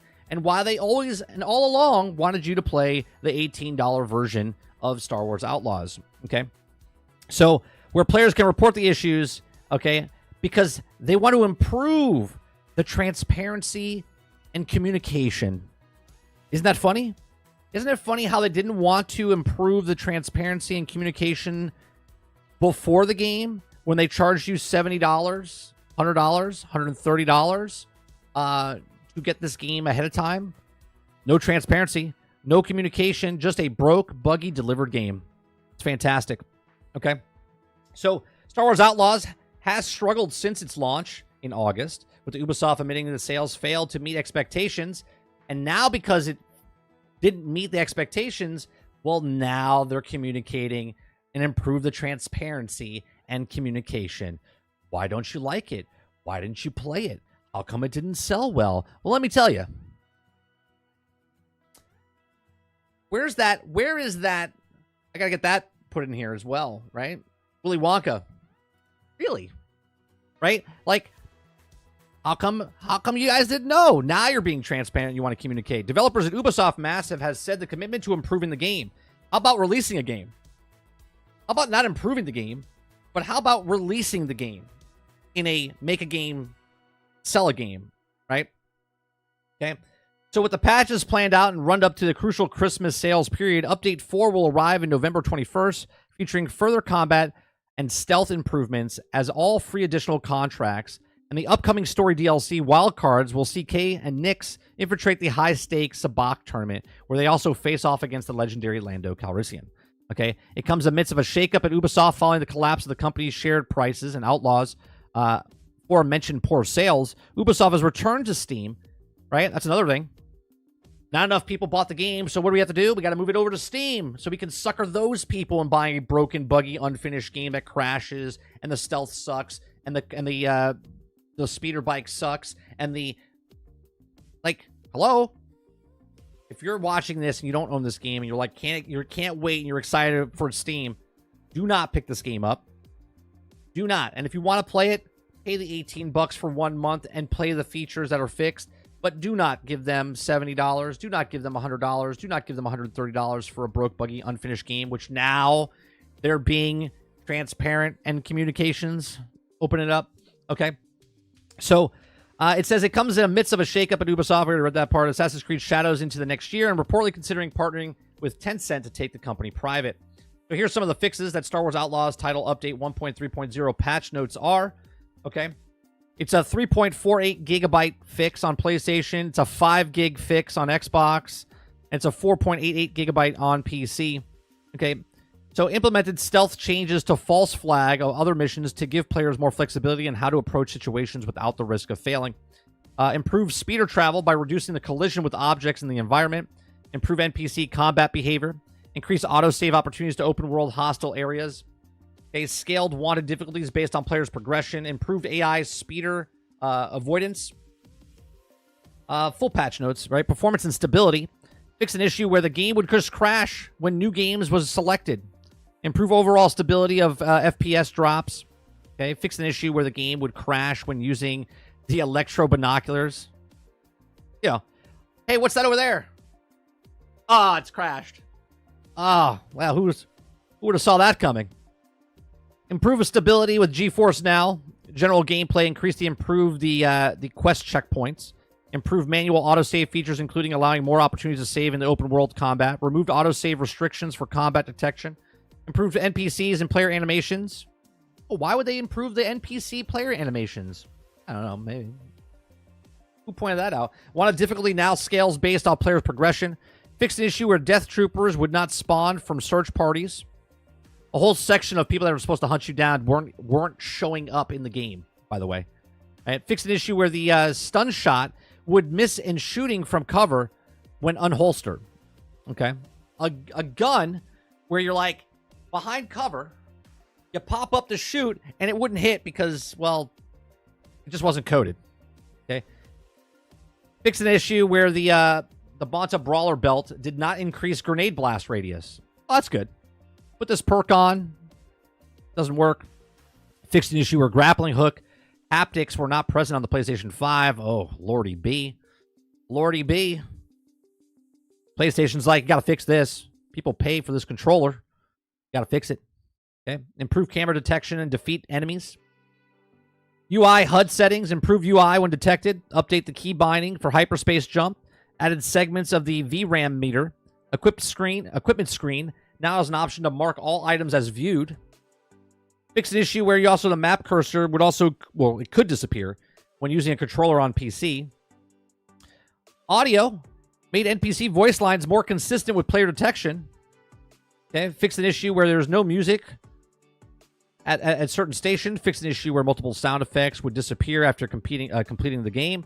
Improve ground wetness / snow footsteps sound effects playback. Improve air traffic sound effect playback, and improve audio for collisions. Cinematics, improve the textures during cinematics. Now, when we said that her face molded and changed between the game and the cinematics, everyone said, oh, no, 30, you're just nitpicking stuff. Her face looks fine. The textures look fine. Developer says otherwise. Improve textures during cinematics. Oh, it's amazing. Fix an issue of the blurred images during cinematic and dialogue scenes. Hey, imagine that. My eyes were not deceiving me. Okay? Improve the camera to interact with vendors. Improve camera recenter speed on speeder. The fauna and flora increased spawn rates to speeder races. Made the Varaki Predator and Toshara more formidable. Sabak fixed an issue where music and ambience were missing. They fixed a bunch of stuff in photo mode. Accessibility. Removed a glitch while using the binoculars. Removed directional arrow keys. Captions were standard gameplay camera view. Added a setting to show visual reminder of the button used for Nick's quick action. New settings from updates 1.2 and 1.3. Added accessibility present. Menu remapping. A bunch of other stuff, right? Let's see. Main and side quests, beware of spoilers. Spoilers. If you haven't played the game yet, spoilers. I'm going to read stuff that could spoil the game for you. Spoiler alert. The game was broken buggy. Okay? Canto Bite Beginnings fixed an issue where Nyx could get stuck when stealing credits. You know, a thing in the game that you did to steal stuff. And, right? Toshara Underworld, traversal opportunities are now better highlighted. Okay? False flag, adjust the mission, enable flexibility of how players approach situations in addition to stealth. Remove some alarm panels from the mission. Adjusted the text when failing the mission. Adjust NPCs and enemies placement. Okay, fix an issue where the rock blocking and the fan wouldn't spawn in for players left in the area and return later. The hive adjust the NPC's enemy's placement. Fix an issue where Jet Cordo's vault would not be able to be opened. Now this is fantastic. Okay, so Jet Cordo's is one of the main missions where you have to get into the vault. Okay, so just picture this game-breaking bug where the vault door wouldn't open. Okay, you wouldn't be able to open the door to complete the game. Okay. Tatooine, Jabba's favor. Fix an issue where Val would not mount her speeder. Remove some alarm panels from the mission. Adjusted NPCs and enemies placement. Viper fixed an issue where the rebels could remake a stuck after Viper droid fight. The scavenger fixed an issue where the speeder would not spawn after taking the tournament. Money drop fixed an issue where the objective would be missing. That's good. Yeah.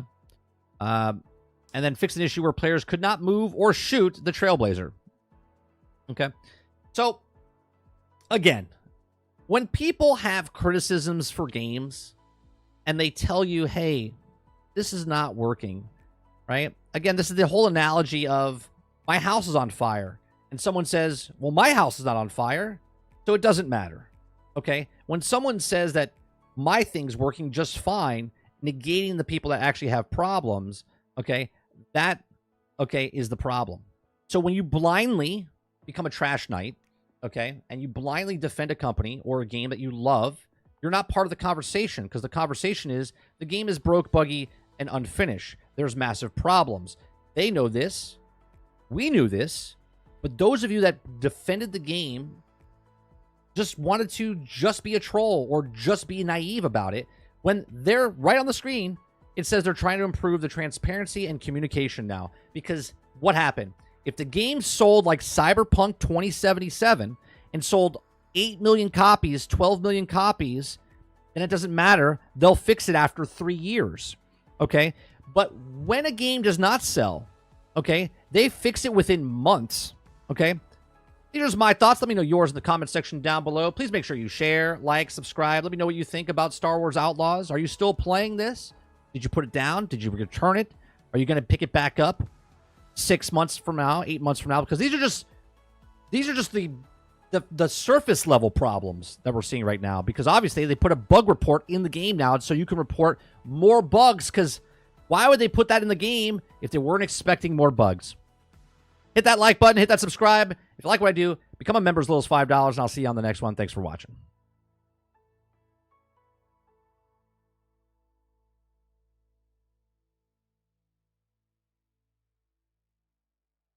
Dolphin says, I thought it was the top sold game last month. That's right. That's right.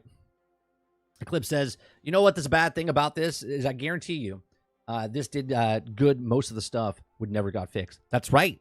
That's right, Eclipse. It would have been a Cyberpunk 2077, and it would have gotten fixed. Okay, it would have gotten fixed, but it would have gotten fixed 8 months from now. And some of the stuff wouldn't have gotten fixed at all because they already made their money from it. Okay, 1,000%.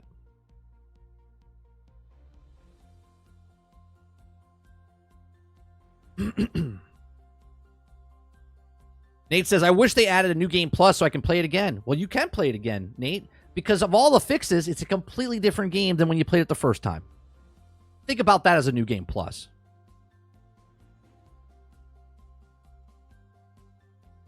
Eclipse just said it. Why not replay it, Nate? It's pretty much a brand new game with all these fixes. That's exactly right, Eclipse. Great minds think alike. Dustin says, Farming Simulator 25. I did watch our gameplay. It looks decent. So I will wait 2 months just before it's safe, since the Microsoft Flight Simulator comes out the same month. Is there a new Farm Simulator coming out in 2025? I know it came out for Switch. I didn't know it was coming out for all the consoles. Sarge says, it's fine, bro. Nothing to worry about. They fixed it. No worries. Jason says, Outlaw still a thing? No, but the patch notes are, because now they're being more communication is open now. They've added a bug report for you to help them out, Jason. Robert Jones says, now the game is not broken and buggy. It's cheaper. Is it cheaper? Is it cheaper? Like, what are they selling? I think it's still full price, isn't it? I mean, you could always get the Ubisoft Plus, $18. Oh no. Look at this. Look at this right now. It's $38.83. Okay. Instant Gaming, okay, is selling it for $38.83. Okay. A 49% discount. 49% discount. Let's see. Xbox Standard Edition is $66.88. They're only giving you a 23% discount, but they also upped it to $87.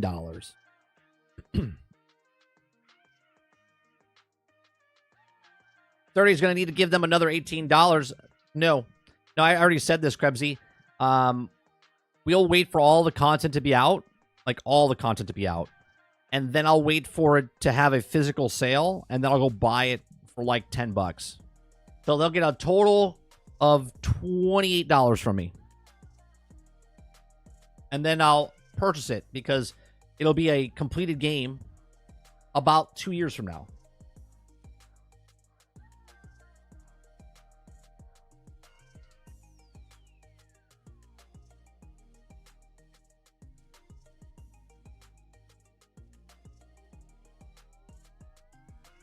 The next-gen only game and PC. I could have sworn I saw it somewhere. I could be wrong, Dustin. Let me check it out first. Let me see.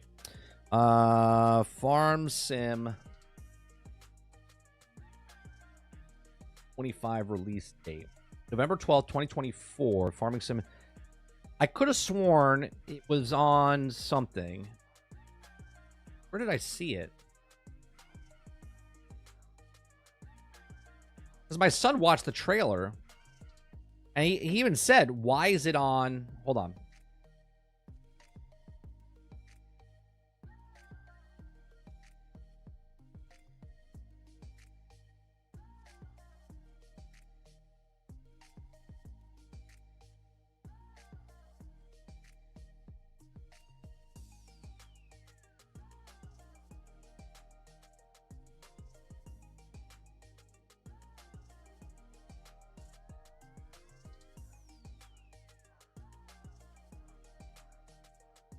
Let's see.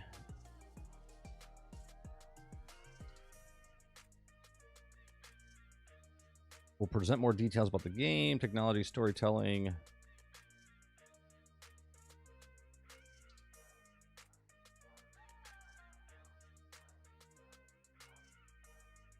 PC, Mac, PlayStation 5, Xbox Series X. I could have sworn we saw it somewhere else. Maybe it's a mobile version. Maybe it was the mobile version.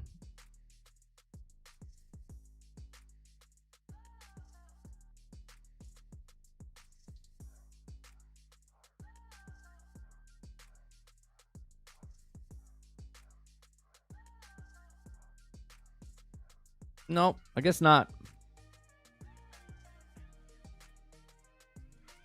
Oh, I just got dizzy.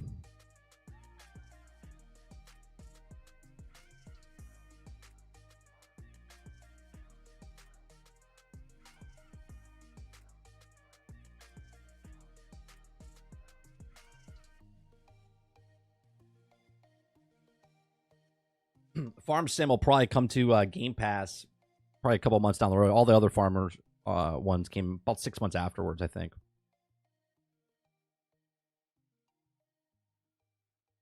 Let's see what GameStop right now has. Let's see, GameStop.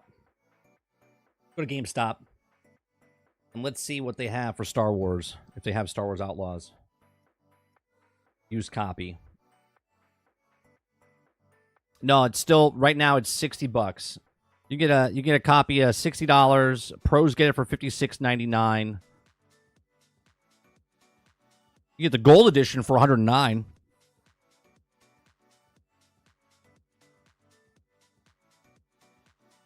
Yeah, it's still pretty strong. Don't do it. Don't do it, chat. Trust Uncle 30, okay? Trust Uncle 30. He's not going to steer you wrong. Okay.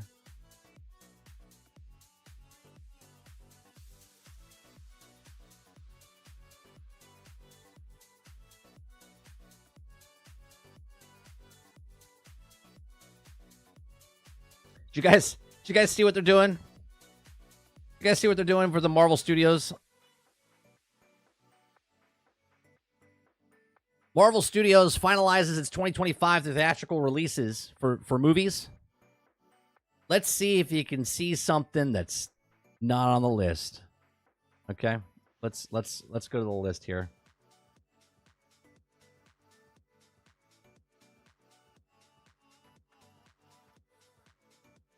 I know it says 2022 up here. Okay? I don't know why it says 2020. This is what they showed, but this is what they had planned. Okay? This is what they had planned.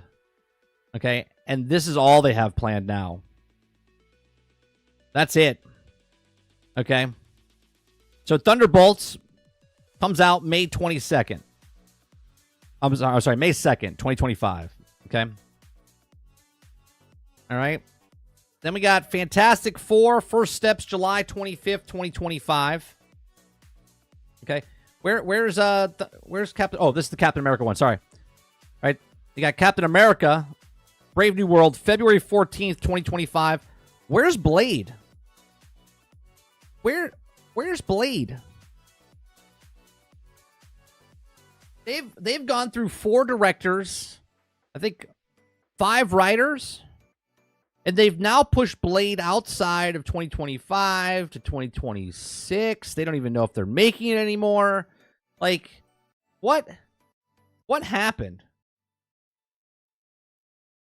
Right? In 2022, they said, oh, we got in winter, we have an untitled series, then we have an untitled movie, then in the spring we have an untitled series, and then in the spring we have an untitled series, and then we have May 2nd, it's going to be Avengers, The Kang's Dynasty, and then we all know what happened to Jonathan Majors, okay? Major fuck-up is what happened, okay? Then we had summer untitled series, then an untitled movie, and then another untitled series, and then in November, it was going to be Avengers, The Secret Wars, okay? And then in October of 2022... right? They said, oh, entitled series. Then there was going to be Fantastic Four movie. And then there was going to be a series. And then series. And then there was going to be the Kang Dynasty. And then it was going to be... And that went out the window. Now, let's have a conversation. Because we always say, right? Well, Phil Spencer lied about this. Jim Ryan, when he was in PlayStation, he lied about this. Plans change. Plans change all the time. So... when Kevin Feige comes on stage and says, we're doing this and this and this and this, and then 6 months later, because something happened, none of that happens, right? Did he lie? Sure. But he didn't lie when he said it, because at that point, that was the plan, right? That was the plan.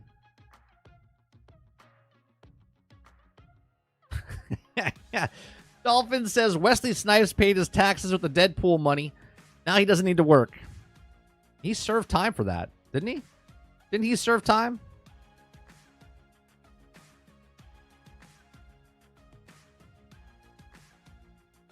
Oh, yeah, Clips. No, it got postponed yet again.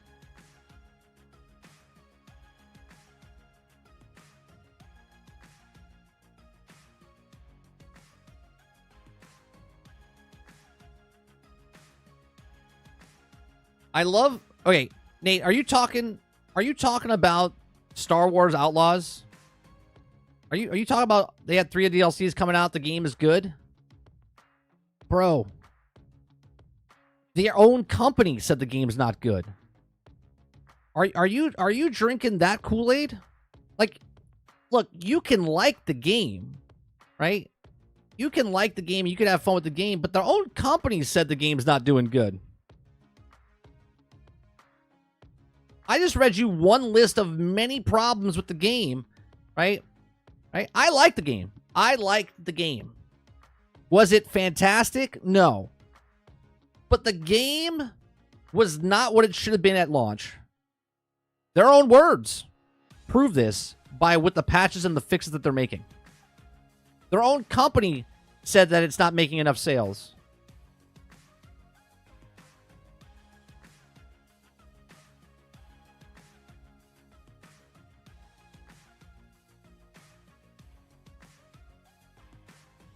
World says Wesley Snipes did say he's the one and only Blade. He's not wrong. Yeah, he's not wrong.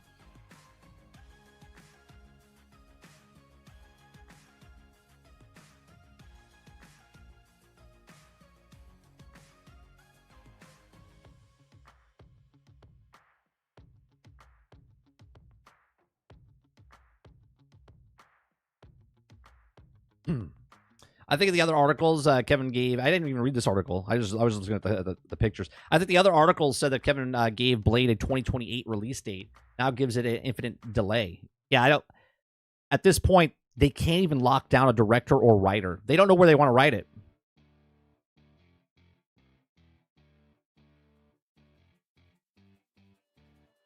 So here, I'll read this. Marvel Studios finalizes its 2025 theatrical release date. Okay. Following the Marvel Studio Hall H presentation in 2022 San Diego Comic-Con, now 2025 was posed as the most consequential year for any studio in the history of motion pictures. The studio, one, above all, Kevin Feige revealed that incredibly ambitious release schedule included 5 streaming series and 4 films, including Avengers, Kang Dynasty, and Avengers Secret Wars. By October of 2025, the slate had already begun to change in the first of the series' cascading moves by the studio and continued over the past 2 years. The reasons projects have shuffled in and out of round 2025, leaving fans uncertain what to expect even as time runs out in 2024. Avengers Secret War was the first of casualties, originally being moved from 2026 and now again to 2027. The Fantastic Four has moved from 2024 into 2025, and it moved later into 2025. Avengers the Kang Dynasty, originally scheduled for May 2nd of 2025, release was moved into 2026 after being scrapped and reimagined as Avengers Doomsday. And after the semi-disastrous 2023 for Marvel Studios, a Disney-mandated cutback on streaming series jousted the plans to have new episodes of MCU set series released nearly a year around now. As the studio seems to be settling in following some rethinking and rescheduling and rebranding in 2025, theatrical releases slate has come to focus. Okay. So Marvel Studios Captain America Brave New World stars Anthony Mackie. Okay. So that's coming out. Thunderbolt's coming out. Fantastic Four is coming out. And that's it, man. They went from 1, 2, 3, 4, 5 series to one a year, I think now. Was it 2? What was the second Marvel thing this year? Was Echo last year? Or was it earlier this year? And then Agatha was the second one. They went from 5 to 2 to maybe even 1.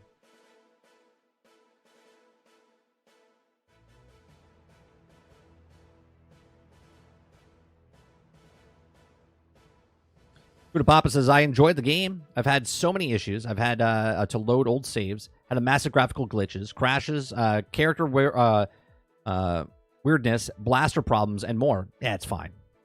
It's fine. Buddha Papa, it's fine.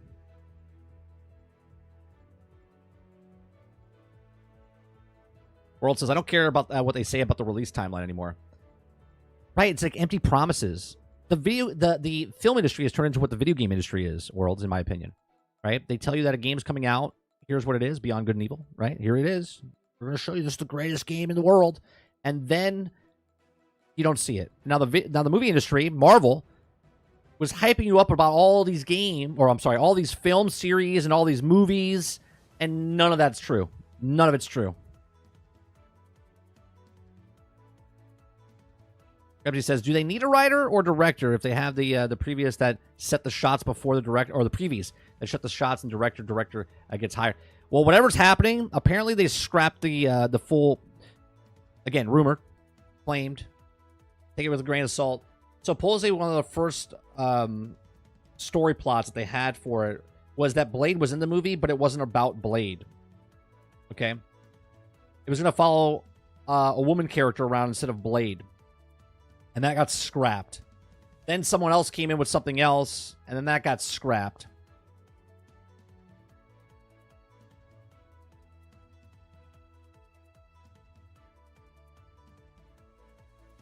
Rodriguez says it was too much.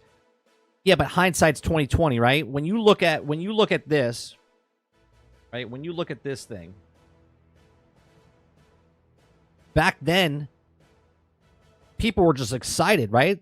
And that's what they want. They want you to get super excited. Why should I go watch the movies that are out there now? Because you got all this coming, right? And they use your emotions and whatnot against you to be like, oh my God, I'm so excited for the Marvel. And then when it comes out, you're like, oh, that was kind of lackluster. Oh, that was kind of bad, right? They lost Ant-Man and the Wasp, whatever, the third one, Quantumania, lost almost $250 to $300 million for them. Captain Marvel lost them $250 to $300 million for them. Combined total, those two movies lost them $600 million.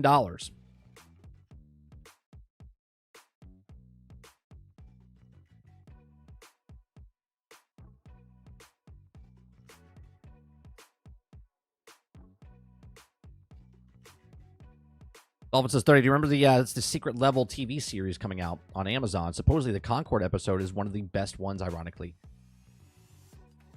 By who? Who said that? Right? Who said that? It's one of the best. Right? Because the way I see that is that the game, it might be. It might be.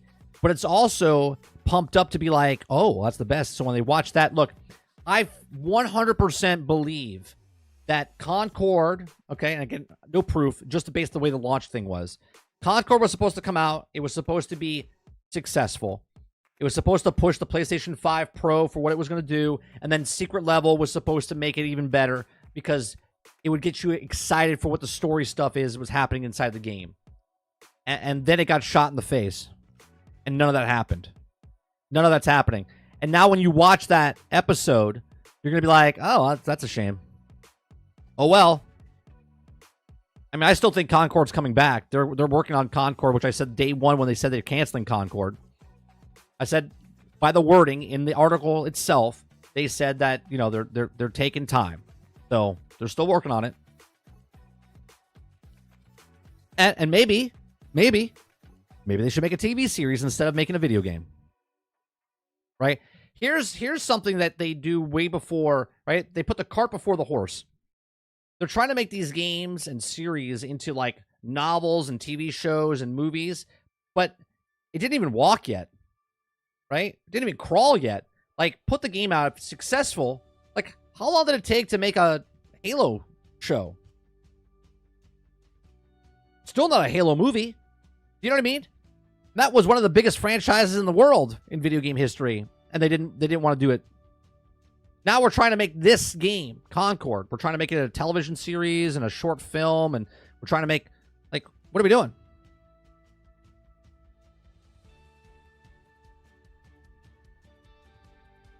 Robert Jones says, fuck Marvel. When's the next X-Men movie? I would assume 2028, 2029, 2030, maybe. They still got to do all this stuff before they set up the X-Men.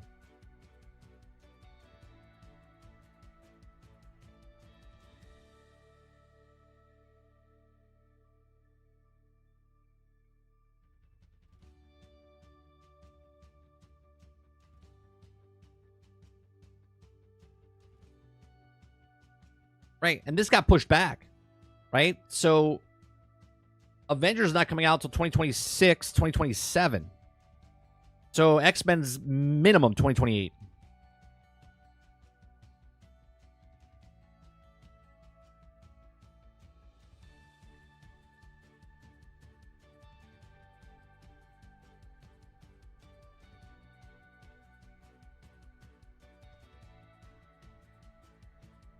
Why didn't people like Ant-Man 3? I don't think it's people that didn't like Ant-Man 3. It was the people that didn't go see Ant-Man 3. Right?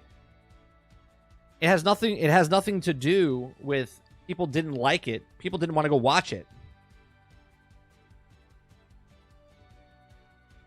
People that liked it went to go watch it.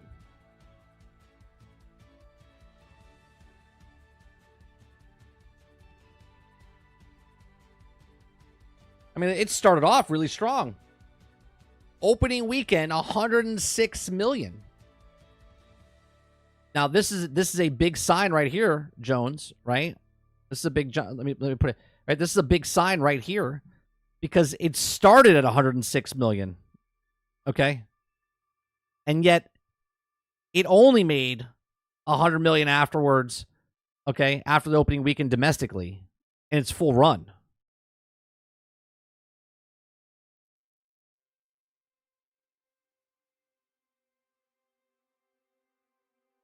It was only in theater 13 weeks. Look at its run.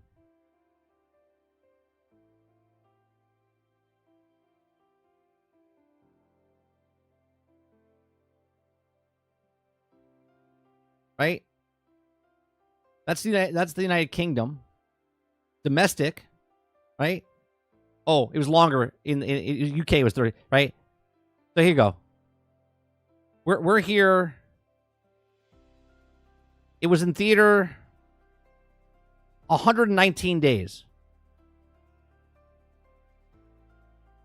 Right? February to June, but it dropped off a cliff. 46, 33, 25, 14. People saw it, thought it was bad. Word of mouth got out. Boom, dead. Done. I haven't seen it. And then it doesn't matter, because the person that played Kang, that they had this whole thing based off of, completely screwed the pooch.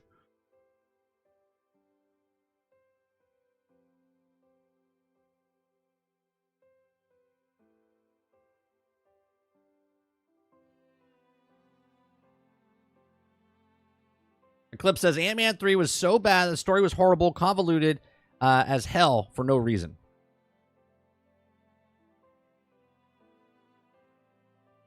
Robert Jones says, I think Concord was supposed to be more like Destiny, story-driven. PvE with PvP there, but then they said get rid of the PvE. Yeah, it's just weird the way they set up the whole thing. Like, what was it, bi-weekly? They were going to put, like, PvE content, right? Was it bi-weekly or was it every week? What did Kang do? Jonathan Majors? Or are you talking about with Kang, the character or the actor that played the character? Dolphin.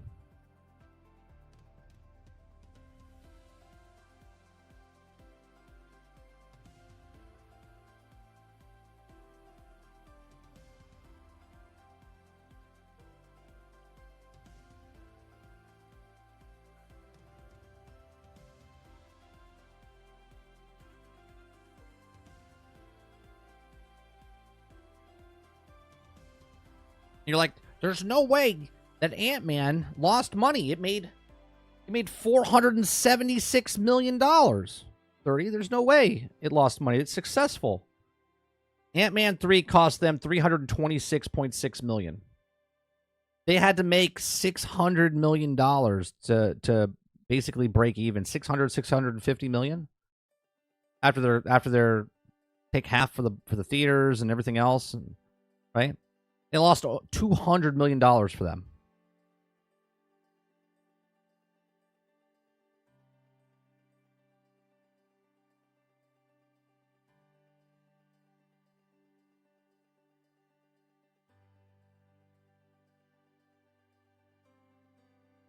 Yeah, the actor got in domestic dispute, right? And completely just screwed Marvel over.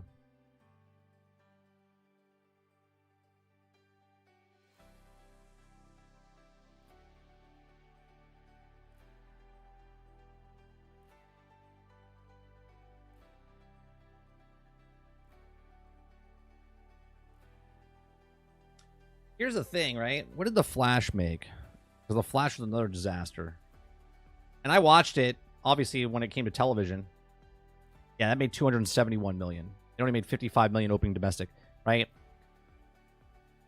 It's just not good. The Flash wasn't great,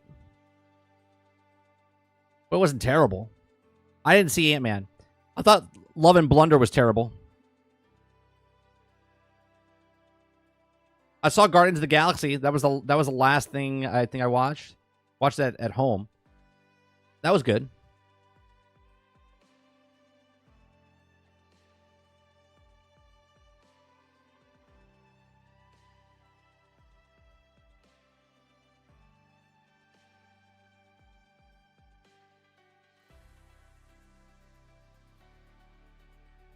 So the actor got canceled and the movie gets canceled? Well, no, the actor got charged. And they didn't have any certainty of when he was coming back as Kang.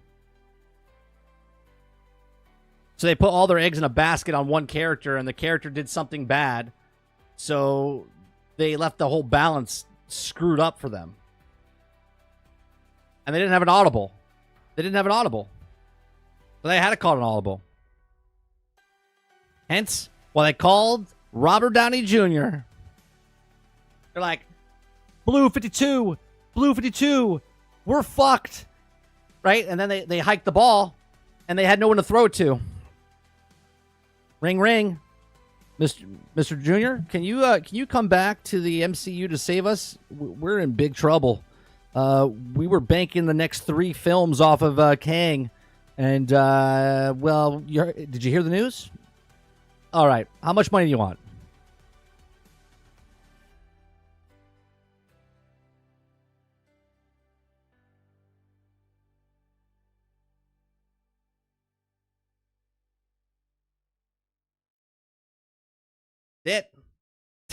That's what happened. That's when we got this. Right? Because the Hail Mary, the audible, the Hail Mary. Okay, now it could be fantastic for him. It could be fantastic for him, or it could be another bombshell. Because the fans, we know that they know that we know that this is a Hail Mary. So are the majority of the fans going to be like, yeah, no, we're not supporting this, right? We're not going to be like all turn and leave our lights on, support the electric company, right? Are we gonna leave our lights on, support Marvel for this? It's up in the air right now. Okay? It's up in the air right now. A lot of people do not want to support Marvel, okay, or Disney. Okay, so is this Hail Mary going to be worth it? It could be. It could be the microtransactions. It could have this 84% chance of making it because of Robert Downey Jr. We all love Robert Downey Jr. But a lot of people are worried right now that is he going to be, right? It could be they tell you now that he's not going to be Tony Stark as Doom. He's just Victor Von Doom. Okay? Now he could be. And they don't want to tell you that he's Tony Stark, but he's actually Doom in an alternate whatever. Okay? Or is he just Victor Von Doom that looks like Tony Stark in a different universe? Anyway. But people are like, I don't know. Right? They pulled out all the stops. They brought back the Russo brothers. They brought back Robert Downey Jr. They're doing the Avengers movies. So not only are they bringing back all the cast of characters, but they're bringing back, it'd be interesting. Here's the thing. Who is playing Iron Man? Are they going to have an Iron Man? Are they doing Iron Heart in the Avengers films? Because if Tony Stark is Doctor Doom in that era, who's Iron Man from a different universe? Right? Did someone take does War Machine come back? Like, what's happened? There's a lot of questions. We have a lot of questions. Right? I have not watched Agatha. It's not meant for me. So I'm not interested in it, Worlds. I'm not interested in it. I didn't give a shit about the character when she was in WandaVision. So I definitely don't give a shit about her for her own show.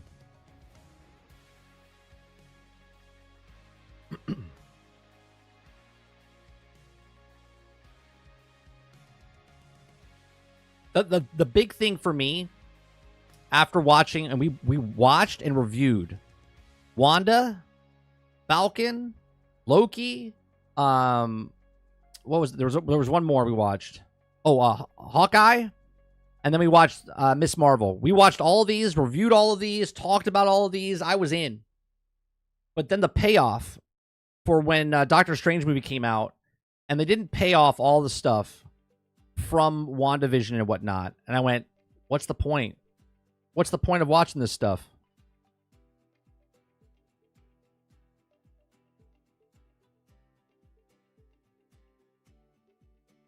Krebsy says they're gonna have to recast the Ironheart because the actress is getting too old. Yeah, she's gonna be playing a single mother instead of a college kid.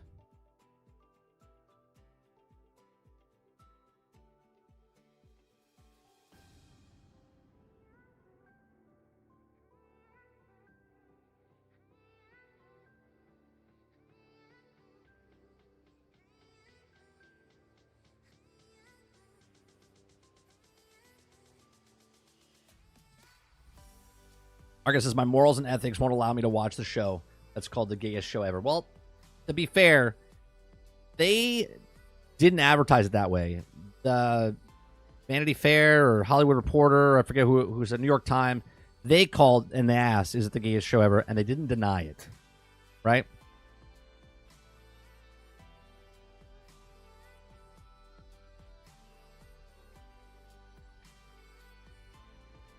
She's a character that's in the comics, Dolphin, but she wasn't a very popular character. Wasn't a very popular character.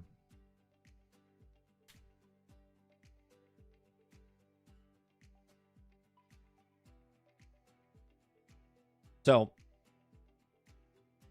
there you have it. Lots of stuff that they have to rework the entire thing. They went from making, what, 20 different things in 2 years? Right? No, 5. Yeah, 20 different things in 2 years to 4.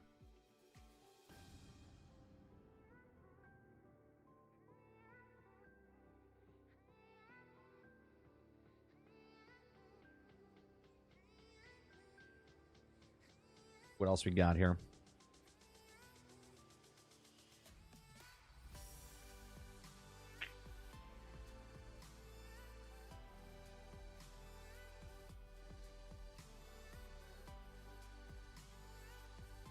Ironheart's been finished forever. Do we even have a release date? No, they pushed it back indefinitely. They were going to shadow drop it along with Echo. They were going to drop them near the same time, but then they just stopped.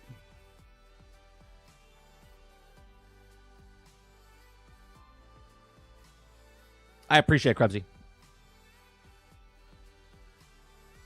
Thank you.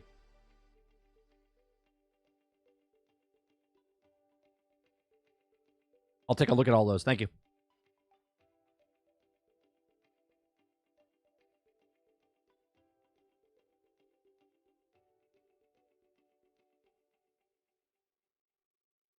All right. I think that'll do it for me this morning.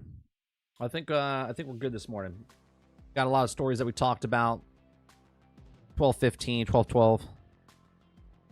We'll be back tonight for some Generation X Gaming podcast, the weekly podcast that goes over a few of the top stories from the past week, and we rant along the way. If you guys like it, hit that like button, hit that subscribe button. If you'd like to go above and beyond for this channel, you become a member as little as $5. We have emotes in the channel. We have member chat that we do. We're going to have a stream tomorrow. I'm not sure when it's going to go off yet because my son has a dentist appointment tomorrow, but we might do a stream in the morning. It could be in the afternoon. We're going to play Call of Duty single-player campaign a bit on stream. So if you like that, come on by tomorrow. It'll be open to everybody to watch, but it'll be members only in chat that can talk, right? I'm just trying to give a couple of extra stuff. We might change it along the way. Fridays is going to be like a bonus stream, mostly for members. So if you want to have a bonus stream, have a fifth show, we do lots of free content on the show, right? We're not changing up anything. We do the free morning shows. We got the free evening shows. We got the podcasts. All the stuff is staying the same. We're just trying to give extra to members. So I do appreciate you very much. If you're here for 1 second, 1 minute, or 1 hour, you guys have a great rest of your afternoon, day, or evening. I'll see you guys on the next one. Peace.